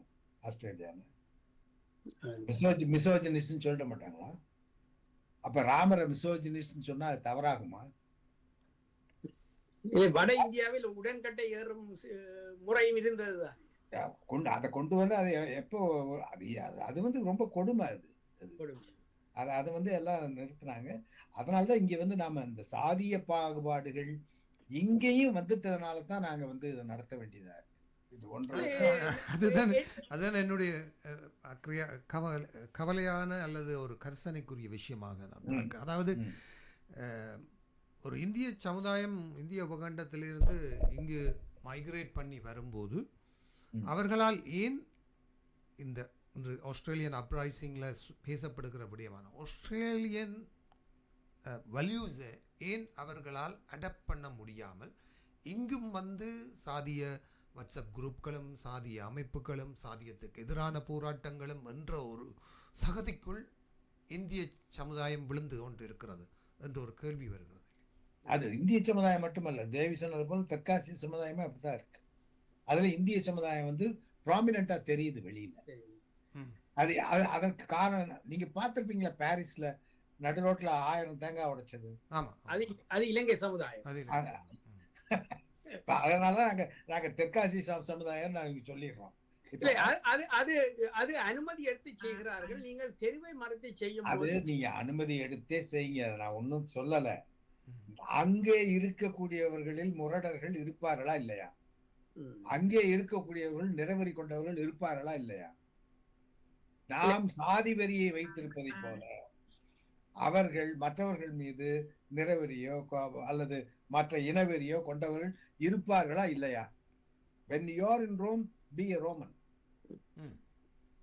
எல்லார்ட்டும் உங்க வீட்டுக்கு உங்க நாட்டுக்கு போய் நீங்க பர்மிஷன் வாங்குங்க. எப்படி பர்மிஷன் வாங்குறீங்க? 50 பேர் ஆக்லாண்ட்ல போய் சுட்டானே, ஆக்லாண்ட்லயா கிரைஸ்ட் சர்ச்லயோ ஒரு பையன் கிரைஸ்ட் சர்ச்ல போய் சுட்டானே, அது மாதிரி யாராவது கோபம் தான் என்ன? ஏன் நீங்க பொதுவெளியில போய் கோபப்படுத்துறீங்க? உங்க கோயில்ல 1000 என்ன லட்சம் தேங்காய் உடைங்க. உங்களுக்கு ஒரு விடயம் தேவை சொல்வேன். பாரிஸ் நகரில் லா சப்பல் என்ற இடத்தில் தேர் இழுக்கும் போது அந்த லா சப்பல் என்ற இடம், அந்த தெரு முழுக்க 300-400 கடைகளுக்கு கிட்ட 2 பக்க கடைகளும் தமிழருடைய கடைகள். அந்த ஏரியா ஃபுல்லா தமிழ். நீங்க போனால் எல்லா தமிழர்களுடைய சாமான் வேண்ட அது சார்ந்தவர்கள் தான் அங்கு வருவார்கள். அங்கு வெள்ளையர்களை விட தமிழர்கள் வியாபாரம் நடத்தும் தமிழர்களுடைய ஏரியா லா சப்பல் என்ற தமிழர்கள் வியாபார தளங்கள் நிறைந்த, தமிழில் எழுதி தமிழ் சாப்பாடுகள் வடையும் தோசையும் விற்கிற இடம். ஆகவே அங்கு அது தமிழ் டொமினன்ட் ஏரியா. நான் லா சப்பல் போயிருக்கிறேன், அங்க தங்கி இருக்கிறேன். அங்க பாய்லர்ல டீ போட்டு விற்பாங்க, பாய்லர் வச்சு டீ போட்டு கொடுப்பாங்க, கொத்து பரோட்டா போடுவாங்க. என் மைத்துனர் அங்கெல்லாம் இருக்கிறாரு, நான் போயிருக்கிறேன். அங்கெல்லாம் நான் பார்த்திருக்கேன். இல்ல, நான் பொதுவா என்ன சொல்ல வரேன்னு கேட்டீங்கன்னா, நம்ம இன்னொரு நாட்டுக்கு போகும் பொழுது அந்த நாட்டினுடைய இருக்கக்கூடியவர்கள் அங்க வந்து பிரான்ஸ்ன்னு நீங்க எடுத்துக்கிட்டீங்கன்னா, 2006ல போகும்பொழுது அங்க வந்து சொன்னாங்க பிரெஞ்சு தெரியாம போக முடியாது அப்படின்னாங்க. ஆனா நான் லாரோஷல் அப்படிங்கிற இடத்துக்கு போயிருந்தேன், ஒரு சவுத் வெஸ்ட்ல பாரிஸ்ல இருந்து 450-60 கிலோமீட்டருக்கு அந்தாண்ட. அங்க ரயில்வே ஸ்டேஷன்ல ஐ ஸ்பீக் இங்கிலீஷ்னு 3 கவுண்டர்ல எழுதியிருந்தாங்க.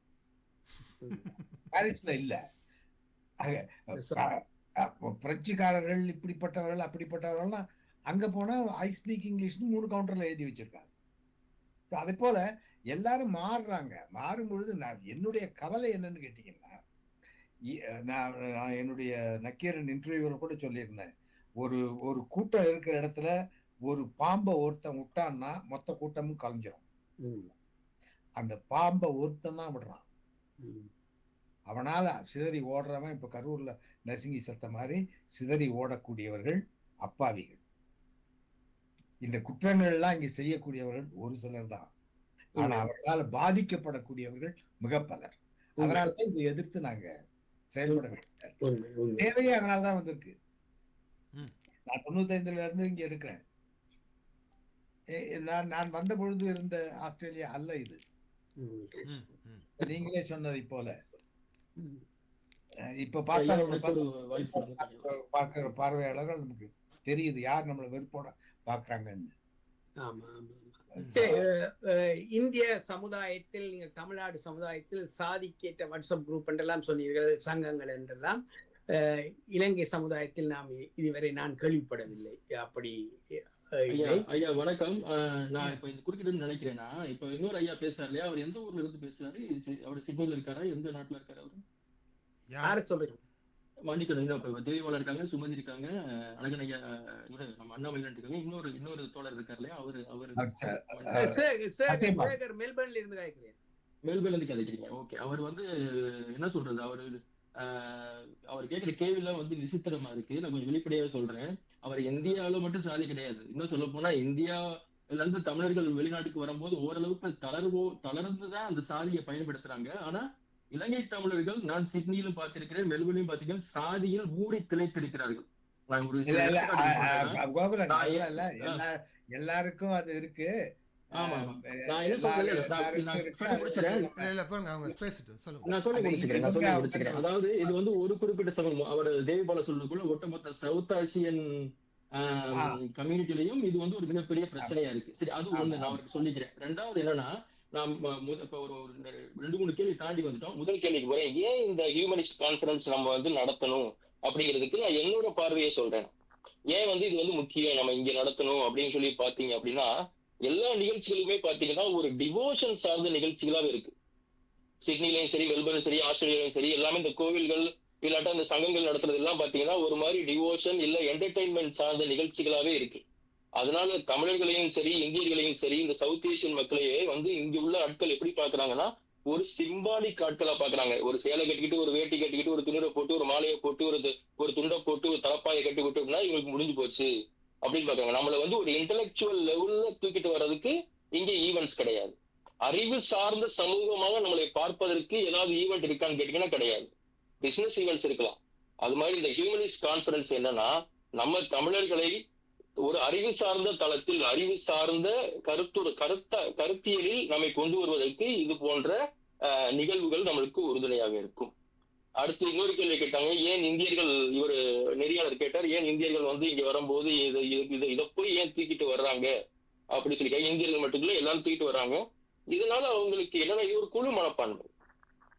உலகத்துல பாத்தீங்கன்னா கிறிஸ்டியானிட்டியை மக்கள் கேள்வி கேட்டுக்கிட்டே இருந்தாங்க, அது ரிஃபார்ம் ஆகிட்டே இருந்துச்சு.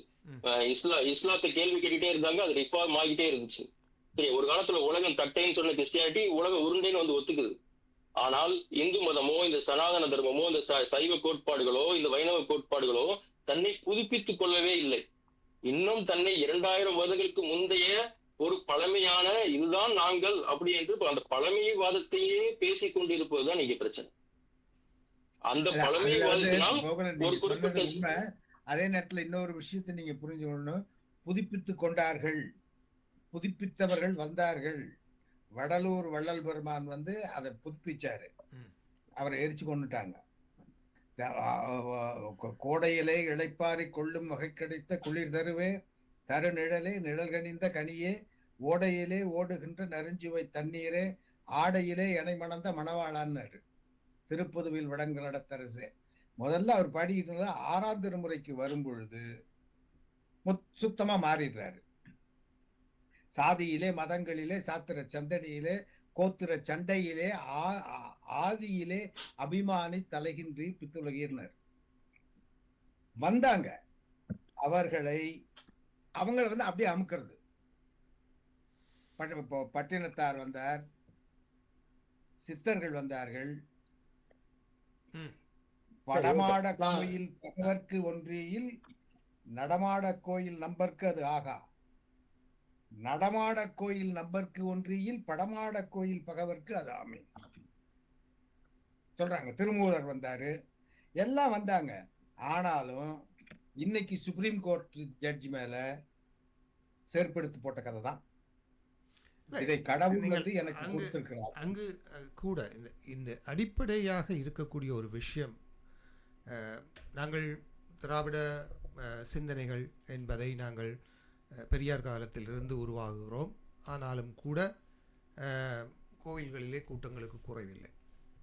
இதுதான் யதார்த்தம்.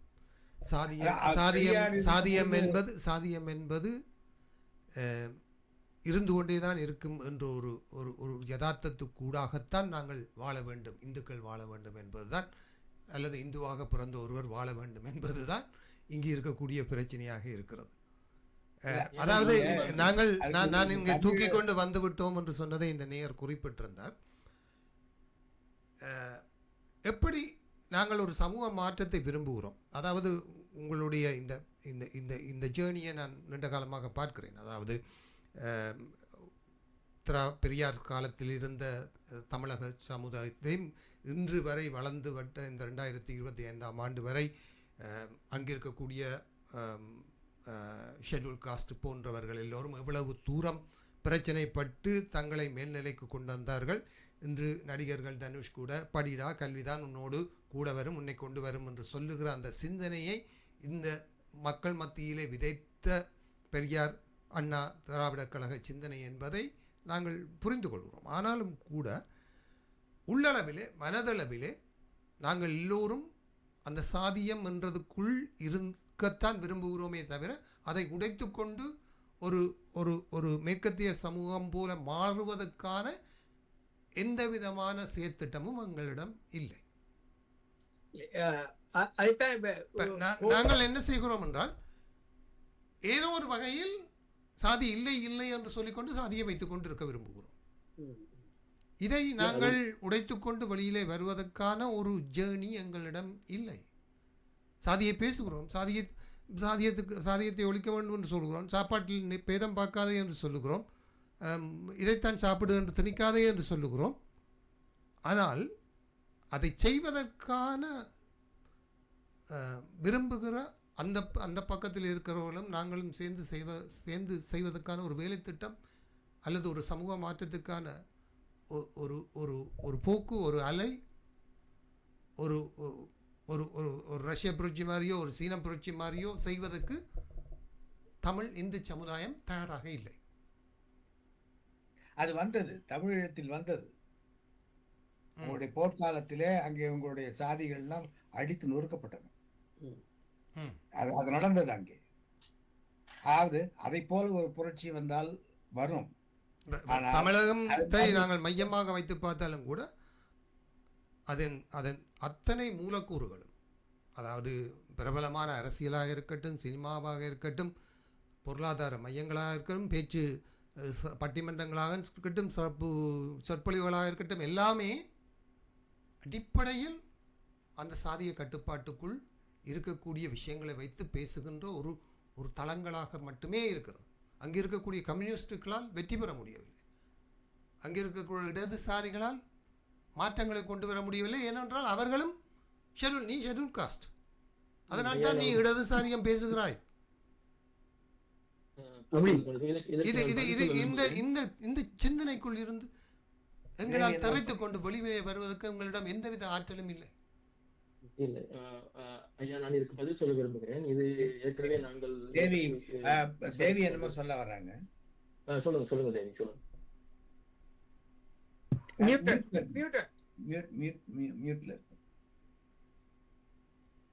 கேட்கவில்லை.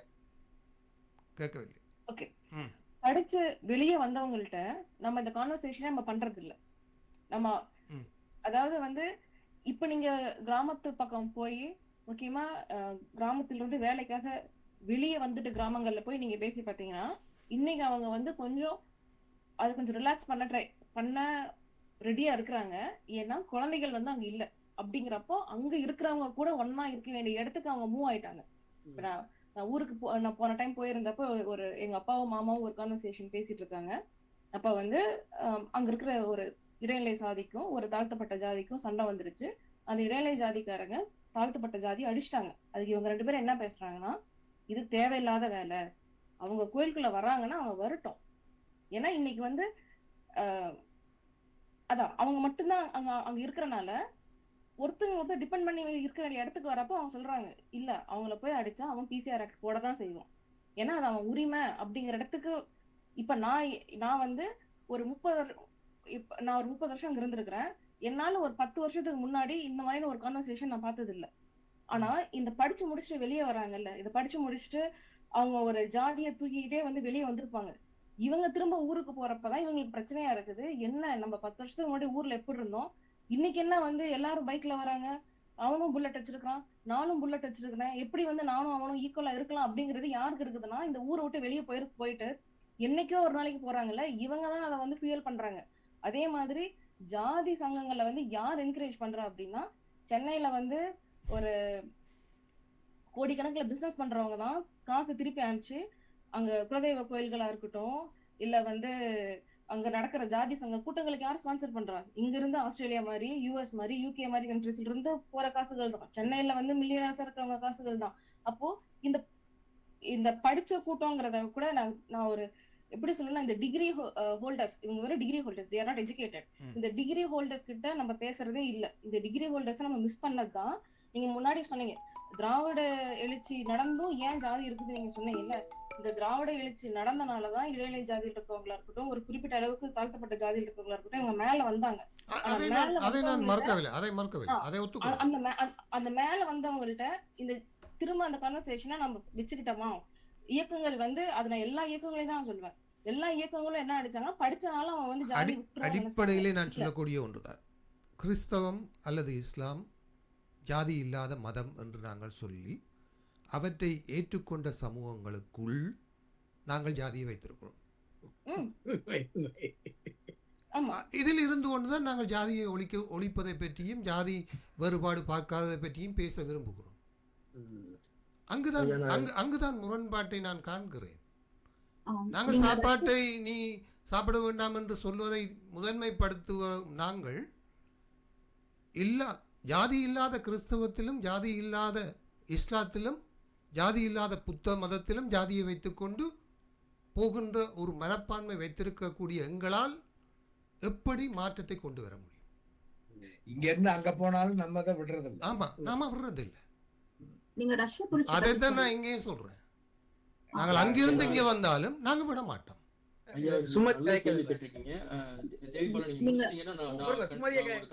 சுமதி அவர்கள் பேச விரும்புகிறார்கள், சொல்லுங்க. நீங்க ரஷ்ய புரட்சி பத்தி சொன்னீங்கல்ல. இப்ப ரஷ்ய புரட்சி வந்து ஒரு ஆளும் வர்க்கத்தை எதிர்த்து ஏழை வர்க்கம் போராட்டம்.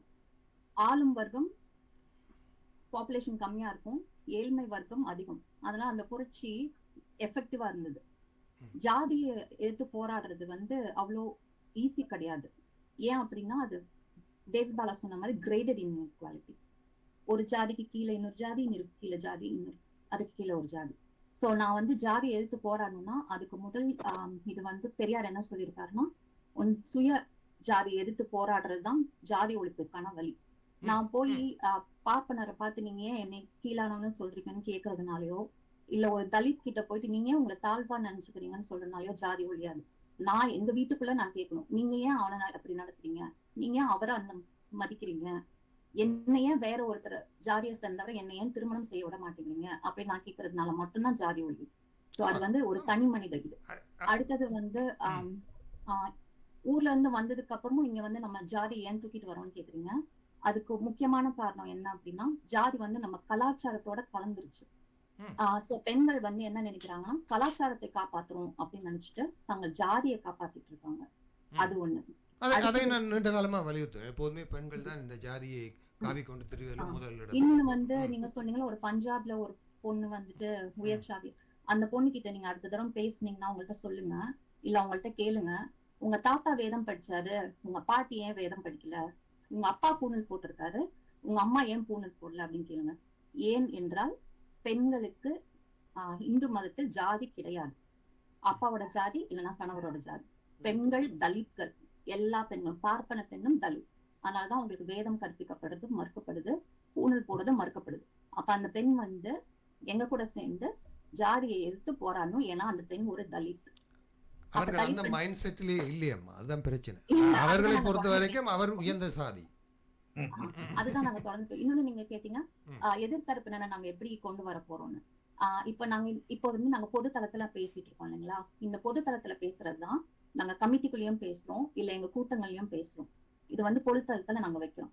ஒரு சில இயக்கங்கள்லாம் அவங்க கமிட்டியில வேற பேசுவாங்க, பொது தளத்துல வந்து இந்துக்களே ஒன்று கூடுங்கள் அப்படிம்பாங்க. நாங்க வந்து இந்துக்களே ஒன்று கூடுங்கள்னு நாங்க சொல்லல, மனிதர்களே ஒன்று கூடுங்கள்னு சொல்றோம். நாங்க தனிப்பட்ட முறையிலையும் அதான் சொல்றோம், பொதுவெளியிலும் அதான் சொல்றோம். நாங்க சொல்லிக்கிட்டே தான் இருப்போம். என்னைக்கு அந்த பெண்ணுக்கோ இல்ல அது போல சிந்தனை கொண்ட பெண்களுக்கோ அவங்க காதலை எட்டுதோ அப்ப அவங்க எங்களை நோக்கி வருவாங்கன்றதுல எங்களுக்கு நம்பிக்கை இருக்கு. ஒரு விடயம் என்னன்னு சொன்னால், இந்த விடயம் சார்ந்துதான் நான் முதல்வர் சொன்னேன். ஒரு ஜாதிக்குள் இன்னொரு ஜாதி, அங்கே பிரிவினைகள், பல வகுப்புகள் இருக்கின்றது. அவர்கள் முதல் அந்த வகுப்புகளை, தங்களுக்குள்ள வகுப்புகளை விட முன்வர வேண்டும். அவர்கள் தங்களுக்குள்ளேயே வேறு தொழில் செய்பவர்கள் அப்படி என்று பிரித்து விட்டால் எங்கிருந்து தொடங்குவது என்ற சிக்கல் இருந்தது. அடுத்து இந்த கோகுலன் ஒரு கேள்வி கேட்டிருந்தார், நான் வித்தியாசமாக கதைக்கிறேன் என்ற இந்த தளத்தில். நான் சொல்ல வருவது என்னவென்று சொன்னால், வித்தியாசமாக என்றல்ல, நோக்கம் என்ன, அதாவது சாதிய அடக்குமுறை ஒழிய வேண்டும் என்றால் எப்படி மாற்றங்கள் உருவாக்கப்பட்டிருக்கிறது என்றதை சொல்லத்தான் வந்தேன். சில சமுதாயங்களில் பொருளாதார வளர்ச்சி, கல்வி வளர்ச்சி, வெளிநாட்டு தொடர்புகள் என்று வரும்போது பல மாற்றங்கள் உருவாகி இருக்கின்றது. சாதியத்தில் இருந்த கொடூரமான அடக்குமுறைகள் இன்று கணிசமாக குறைந்து கொண்டு வந்திருக்கின்றது. அதுதான் நமக்கு தேவை. இல்லையோ அழிந்துவிட இல்லை என்று சொல்லவில்லை, இருக்கின்றது. ஆனால் சிந்தித்து பாருங்கள், ஒரு 100 வருஷத்துக்கு முதல் எவ்வளவு கொடூரமாக நடந்திருப்பார்கள். அந்த கொடூரம் எல்லாம் இன்று இல்லாமல் போயிருக்கின்றதானே. அதிலிருந்து முற்றாக விடுபடுவதுதான் சிறந்த விடயம். ஆனாலும் மாற்றங்களை நாங்கள் அங்கீகரித்து அதை நோக்கி கொண்டு செல்வதுதான் முக்கியமான ஒரு விடயம். வணக்கம். நான் கிட்டத்தட்ட 40 வருஷம் ஆஸ்திரேலியாவில் இருக்கேன். ஆனால் இந்த கடைசி 25 வருஷம் நான் அனுபவித்த இதன் அடிப்படையில் நீங்கள் செய்கிற சாதி விஷயங்களை செய்து கொள்ளுங்கள். தென்காசியாவுக்கும் இதற்கும் உதவியாக இருக்கும். ஆனால் கூட ஆஸ்திரேலியாவில் தேவைப்படுவது என்னென்றால், சாதியிலே ஒரு வகுப்புவாதம். பாருங்க, இந்த எல்லா இன்ஸ்டிடியூட்ஸும் மேற்பார்வை செய்யறதுக்கு இருக்கிற அரசாங்க அதிகாரிகள், பியூரோக்ரசி, அவர்கள் ஒரு அரிஸ்டோக்ரசி மாதிரி மன்னராட்சி காலத்துல அவர்களும் அரசியல்வாதிகளும் ஒரு கூட்டாய் தங்களுக்கு குறைந்த வேலையை செய்து கூடிய சம்பளத்தை எடுத்து போண்டு நீதி நியாயம் இல்லாமல் நடக்கிறார்கள். அரசாங்கம் கொடுக்கிற சலுகைகளையும் நடைமுறைப்படுத்துகிறார்கள் இல்லை, இருக்கிறவற்றையும் அளிக்கிறார்கள். கிட்டத்தட்ட நீங்க கவனிச்சிருப்பீங்க, டேட்லைன் ஒரு ப்ரோக்ராம்ல கிட்டத்தட்ட 5 பேர் தற்கொலை செய்தார்கள். மற்ற பலர் கிட்டத்தட்ட 500,000 பேர் பாதிக்கப்பட்டார்கள். இந்த ரோபோ டெட் ஒரு இது அது அந்த 3 ப்ரோக்ராம்ஸுக்கால அவர்கள் அதை காட்டியும் என்ன இன்னும் அது நடக்கிறது. ஏண்டா இவர்கள் தாங்களே ஒரு ஆட்சியை தங்கள் படி நடத்துகிறார்கள். மற்ற அரசாங்க சட்டங்களுக்கு எதிராக தங்கள் வாழ்க்கையை வளம்படுத்துற.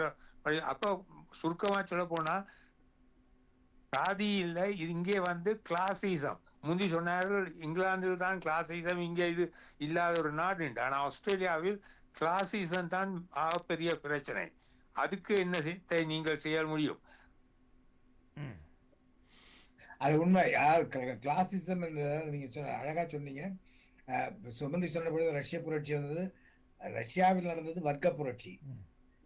அந்த வர்க்க புரட்சி, ஆனால் அதே வர்க்கம் தொழிலாளர் வர்க்கம், அங்கே ஆளுகிற வர்க்கம் 2 இருந்தாலும் சுரண்டப்படுகிற வர்க்கம் என்று ஒன்று, சுரண்டுகிற வர்க்கம் என்று ஒன்று.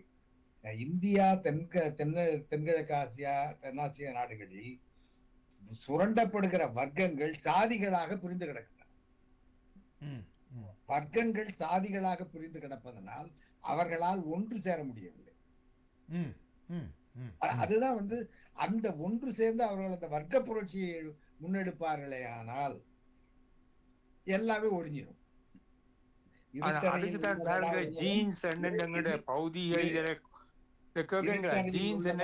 பௌதிக இதையும் உயிரிலையும் கண்ட்ரோல் பண்ற மாதிரி மீம்ஸ் இருக்குது. மதத்தை மாற்ற முடியுமா? சாதியை மாற்ற முடியுமா? இதெல்லாம் எங்களுடைய இரத்தத்திலும் மரபணுவிலும் ஊறி கிடக்கிற காரியங்கள். இதுகள் மூலமா கொஞ்சம் தணிக்கலாம், குறைக்கலாம் ஒழிய மற்றும்படி அந்த குடும்பங்கள், அந்த இதழ் வர்க்கங்களுக்குள் வளர்ந்தவர்கள் அதுகளை விட்டு அசைய முடியாது. அவர்கள் மானசீக கைதிகள். நன்றி நன்றி ஸ்பென்சர். நன்றி, வணக்கம். சொன்ன மாதிரி பாரதிதாசன் சொன்னதை போல, இருட்டறையில் உள்ளதடா உலகம், சாதி இருக்கின்றதென்பானும் இருக்கின்றான். அது மாதிரி அது நடந்து கொண்டுதான் இருக்கு. அதை எதிர்த்துதான் நம்ம போராடிட்டு இருக்கிறோம். அதாவது திருமணங்கள் சாதி கடந்து நடந்தாக்க. கோகுலன் ஏதோ சொல்ல விரும்புகிறார். வணக்கம் கோகுலன், சொல்லுங்கள். ஐயா, நன்றிங்க ஐயா.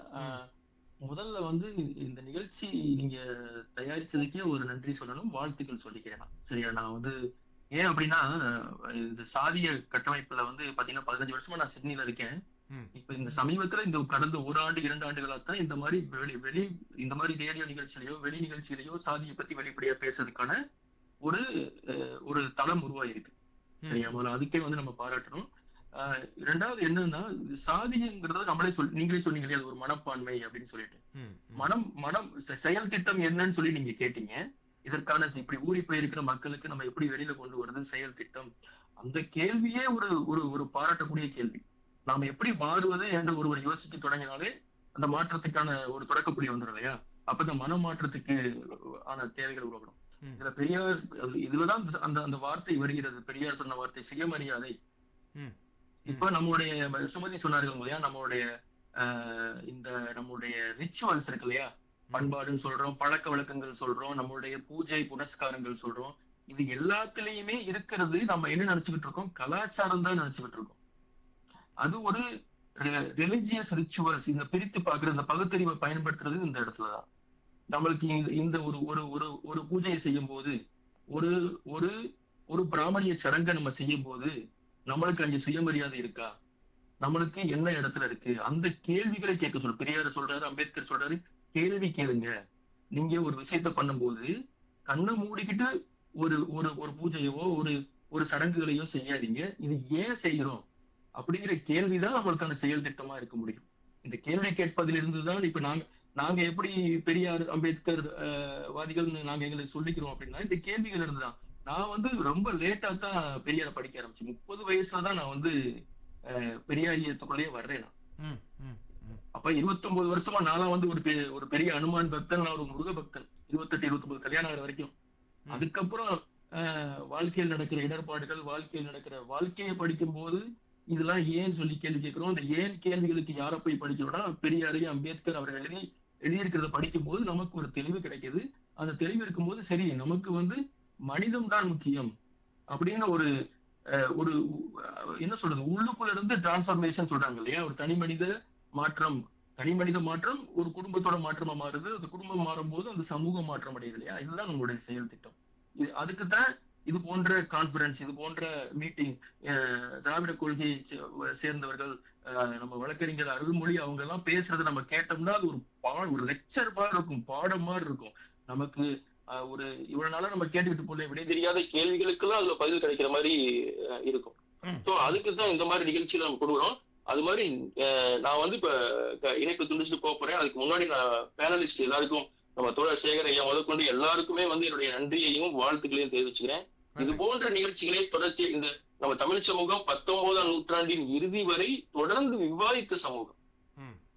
தொடர்ந்து நம்ம ஒரு கருத்தியலை எடுத்து, அது மதமா இருந்தாலும் சரி, எதா இருந்தாலும் சரி, நம்ம என்ன பண்ணோம், விவாதிச்சு எது நம்மளுக்கு தேவையோ அதை நம்ம தூக்கி பிடித்து மாறிக்கொண்டே இருந்த சமூகம். இடைக்காலத்தில் இந்த சனாதன கோட்பாடுகளால், இந்த ஆதிக்க மனப்பான்மையால் நாம் விலகி போன ஒரு சமுதாயம். இது போன்ற உங்களை போன்ற நிகழ்ச்சியாளர்கள், நெறியாளர்கள் இது போன்ற தளங்களை மீண்டும் மீண்டும் உருவாக்க வேண்டும் என்ற கோரிக்கையை வைத்து வாய்ப்புக்கு நன்றி கூறி விடைபெறுகிறேன். நன்றி, வணக்கம். நன்றி கோகுலன். நிகழ்ச்சியோடு இணைந்து உங்களுக்கு அருமையான கருத்துக்களை தெரிவித்ததற்கு நன்றி கூறிக்கொண்டு நிகழ்ச்சியை நாங்கள் நிறைவுக்கு கொண்டு வர வேண்டிய நேரமும் நெருங்கிவிட்டதால் இறுதியாக மீண்டும் இந்த நிகழ்வுகள் பற்றிய ஒரு தகவல்களை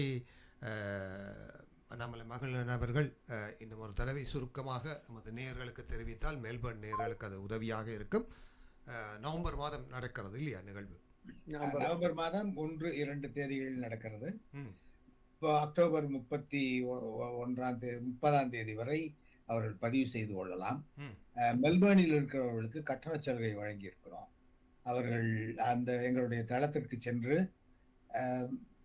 அவர்கள் பதிவு செய்து கொண்டு இந்த மாநாட்டிற்கு வர வேண்டும் என்று மெல்பர்னில் வாழக்கூடியவர்களுக்கு, குறிப்பா சேகர் நீங்க வாங்க, உங்களை கண்டிப்பா உங்களை நீங்க வரணும். தேவியும் வருவாங்க, தேவியும் வர்றாங்க, சுமதியும் வர்றாங்க, நானும் வர்றேன். நம்ம சந்திப்போம். இந்த நிகழ்ச்சியில தொடக்கமாக மாண்புமிகு தமிழக முதல்வர் ஸ்டாலின் அவர்கள் தொடங்கி வைக்கிறார். திராவிட கழகத்தினுடைய தலைவர் ஆசிரியர் வீரமணி அவர்கள் தொடங்கி வைக்கிறார். ஆஸ்திரேலியாவிலிருந்து senator Shoebridge, honourable doctor Carina Garland, நம்முடைய தமிழர் செனட்டர் டாக்டர் மிஷல் ஆனந்தராஜா, இவர்கள் எல்லோரும் கலந்து கொள்கிறார்கள். இறுதியாக கர்நாடகாவிலே அட்வொகேட் ஜெனரலாக இருந்த ப்ரொஃபசர் ரவிவர்மகுமார் அவர்கள் கலந்து கொள்கிறார். ஐக்கிய நாடுகள் சபையிலே சீனியர் பொலிட்டிக்கல் அபிஷியலாக இருந்த டாக்டர் கண்ணன் அவர்கள் அண்ணாவை பற்றி ஆங்கிலத்தில் பெரிய புத்தகம் எழுதியிருக்கிறார். அண்ணாவை பற்றியும் எழுதியிருக்கிறார், எம்ஜிஆரை பற்றியும் ஆங்கிலத்தில் புத்தகம் எழுதியிருக்கிறார். அவர் கலந்து கொள்கிறார். அதே போல இங்கிலாந்திலிருந்து 2 மருத்துவர்கள் கலந்து கொள்கிறார்கள். இறுதியாக இந்த நிகழ்ச்சி அதே போல தமிழ்நாடு அயலக தமிழர் நல வாரியத்தினுடைய தலைவர் கார்த்திகேய சிவசேனாபதி அவர்கள் கலந்து கொள்கிறார். ஐடி துறையிலே ஒரு சாதனையாளராக விளங்கக்கூடிய சுரேஷ் சம்பந்தம் அவர்கள் கலந்து கொள்கிறார்கள். திராவிடர் கழகத்தினுடைய பிரச்சார செயலாளர் அருள்மொழி, பேராசிரியர் சுபவீரபாண்டியன் இவர்கள் எல்லோரும் கலந்து கொள்கிறார். ஜப்பானில் இருந்து கமலக்கண்ணன் கலந்து கொள்கிறார். இறுதியாக இந்த நிகழ்ச்சியை பெரியார் இன்டர்நேஷனல் என்கிற அமைப்பை அமெரிக்காவிலே நடத்தி வருகிற டாக்டர் சோம இளங்கோவன் அதனுடைய தலைவர்கள் அவர்களுடைய தலைமையிலே இறுதியாக நாங்கள் இந்த விழாவை முடித்து வைத்து பேசுவதற்கு பாராளுமன்ற உறுப்பினரும் தற்போதைய பாராளுமன்ற உறுப்பினரும் இந்தியாவில் ₹1 நீங்கள் தொலைபேசியில் பேசலாம் என்கிற வசதியை கொண்டு வந்தவருமான ராசா அவர்கள் முன்னாள் அமைச்சர் அவர்கள் நிறைவுரையாற்றுகிறார்கள். மெல்பர்னில் வாழக்கூடியவர்கள் இந்த நிகழ்ச்சியில் பங்கு பெற்று சிறப்பிக்க வேண்டும் என்று கேட்டுக்கொள்கிறேன். மிக்க நன்றி.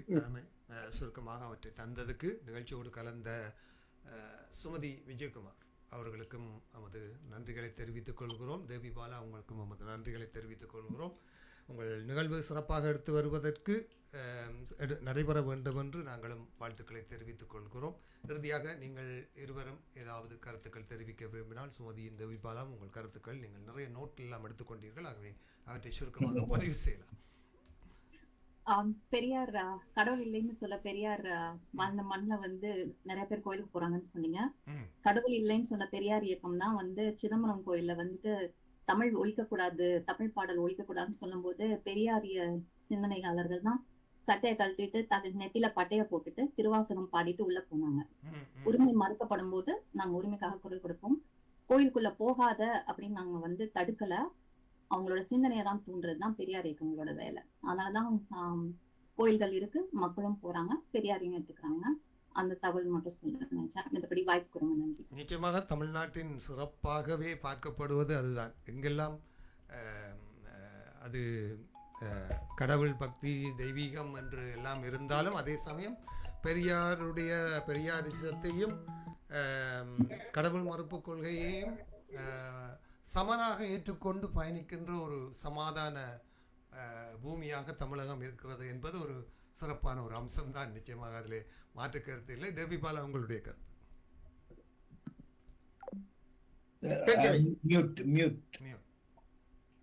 என்னோட இறுதி கருத்து இது நம்ம சாதியோ இல்ல அப்ரஷனையோ நம்ம படிப்பு கூட நம்ம கனெக்ட் பண்ணி பார்க்க தேவையில்ல. இது நம்ம மனசுல மனிதநேயம் இருக்குதா அப்படிங்கிறது தான்.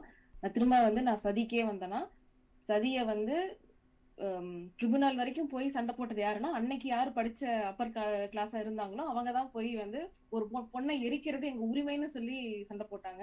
அதனால முக்கியமா நான் பெண்களுக்கு தான் சொல்றேன், உங்களுக்கு நீங்க பெரியாரோட கடவுள் மறுப்பு எடுத்துக்க வேண்டாம். ஆனா உங்களுக்கு பகுத்தறிவோட நீங்க பண்ற எல்லா சடங்குகளும் உங்களுக்கு ஒத்து வந்துச்சுன்னா நீங்க பண்ணுங்க, இல்லைன்னா நீங்க பண்ண தேவையில்ல. அது உங்களோட விருப்பமா மட்டும்தான் இருக்கணும். அது உங்களோட சுயமரியாதை சார்ந்ததான் இருக்கணும். அவ்வளவுதான். நீங்க இந்த நிகழ்ச்சியில் எங்களை அழைத்ததுக்கு நன்றி. இறுதியாக ஒன்றே மட்டும் சொல்ல விரும்புகிறேன். அண்மையில் ஒரு திரைப்படம் வந்தது. இப்ப நீங்கள் இறுதியாக சொன்னீங்களே, தந்தை பெரியாரையும் அவருடைய சீர்திருத்த கருத்துக்களையும் கடவுள் நம்பிக்கையையும் சமமாக கொண்டிருக்கிறார் என்று ஒரு திரைப்படம் வந்தது. அதில் முருகன் படமும் இருக்கும், பக்கத்திலேயே பெரியார் படமும் இருக்கும்.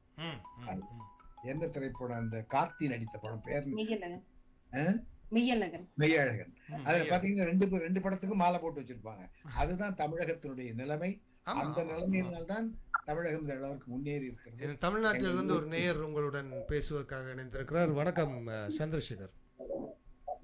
வணக்கம் ஐயா, மிக்க மகிழ்ச்சி. சுகமாக இருக்கிறீர்களா? நன்றாக இருக்கிறோம். மகிழ்ச்சி. ரொம்ப அற்புதமான பல விடயங்களை நீங்கள் தெளிவுபடுத்தியிருந்தீர்கள். சிறப்பாக இருக்கிறது. வாழ்த்துக்கள். தமிழ்நாட்டினுடைய நிலைமையும் அப்படித்தான். நீங்கள் சொல்வதில் ஒரு அடி கூட நாங்க அப்படி இல்லைன்னு சொல்ல முடியாது. தெளிவாக சொல்லியிருக்கிறீர்கள். எதற்கு முக்கியத்துவம் அப்படிங்கறத கொடுக்கணுமோ அதற்கு விட்டு தேவையற்ற விடயங்களுக்கு அந்த ஒரு எனர்ஜி அப்படிங்கறத செலவழித்து கொண்டிருக்கிறது அப்படிங்கிறது தான் ஒரு அவல நிலையாகவும் இருக்கிறது. சரி, எனவே இந்த ஒரு பொழுது எனக்கு ஒரு கேள்வி என்னன்னா, ஏன் இந்த பலிக்கக்கூடிய காலகட்டத்தில் மாணவர்களுக்கு பல்வேறு ஸ்கீம்ஸ், இந்த $120 அதெல்லாம் ஆஸ்திரேலிய அரசு கொடுக்குறாங்க அப்படிங்கிற எல்லா தெளிவும் கொடுத்தாங்க. இதுல ஒரு யூனிக்கான பிற நாடுகள் செய்யாத ஏதாவது ஒரு தனித்துவமான விடயம் அப்படிங்கிறது ஆஸ்திரேலிய அரசாங்கம் படிக்கக்கூடிய மாணவர்களுக்கு செய்யுதா? இந்த இன்டர்ன்ஷிப் அப்படிங்கிற ஒரு விஷயம் ஆஸ்திரேலியாவில் இருக்கக்கூடிய இந்த பல்கலைக்கழகங்கள் எந்த அளவுக்கு சிறப்பாக செய்கின்றன? மாணவர்கள் படிக்கக்கூடிய காலகட்டத்திலேயே வேலை வாய்ப்பு உருவாக்கக்கூடிய அந்த வசதிகள் அப்படிங்கிறதும் இருக்கா? அந்த யூனிக்கான விஷயங்கள் என்ன அப்படிங்கறது எனக்கு தெரிந்துக்கணும். அதை பற்றி சில கருத்துக்கள் சொன்னாங்கன்னா பயனுள்ளதாக இருக்கும்.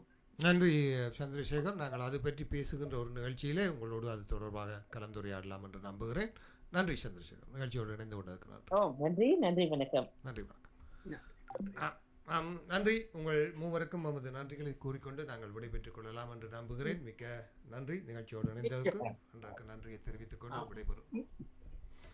நன்றி, வணக்கம். வணக்கம். உங்களிடமிருந்து விடைபெறுகிறோம்.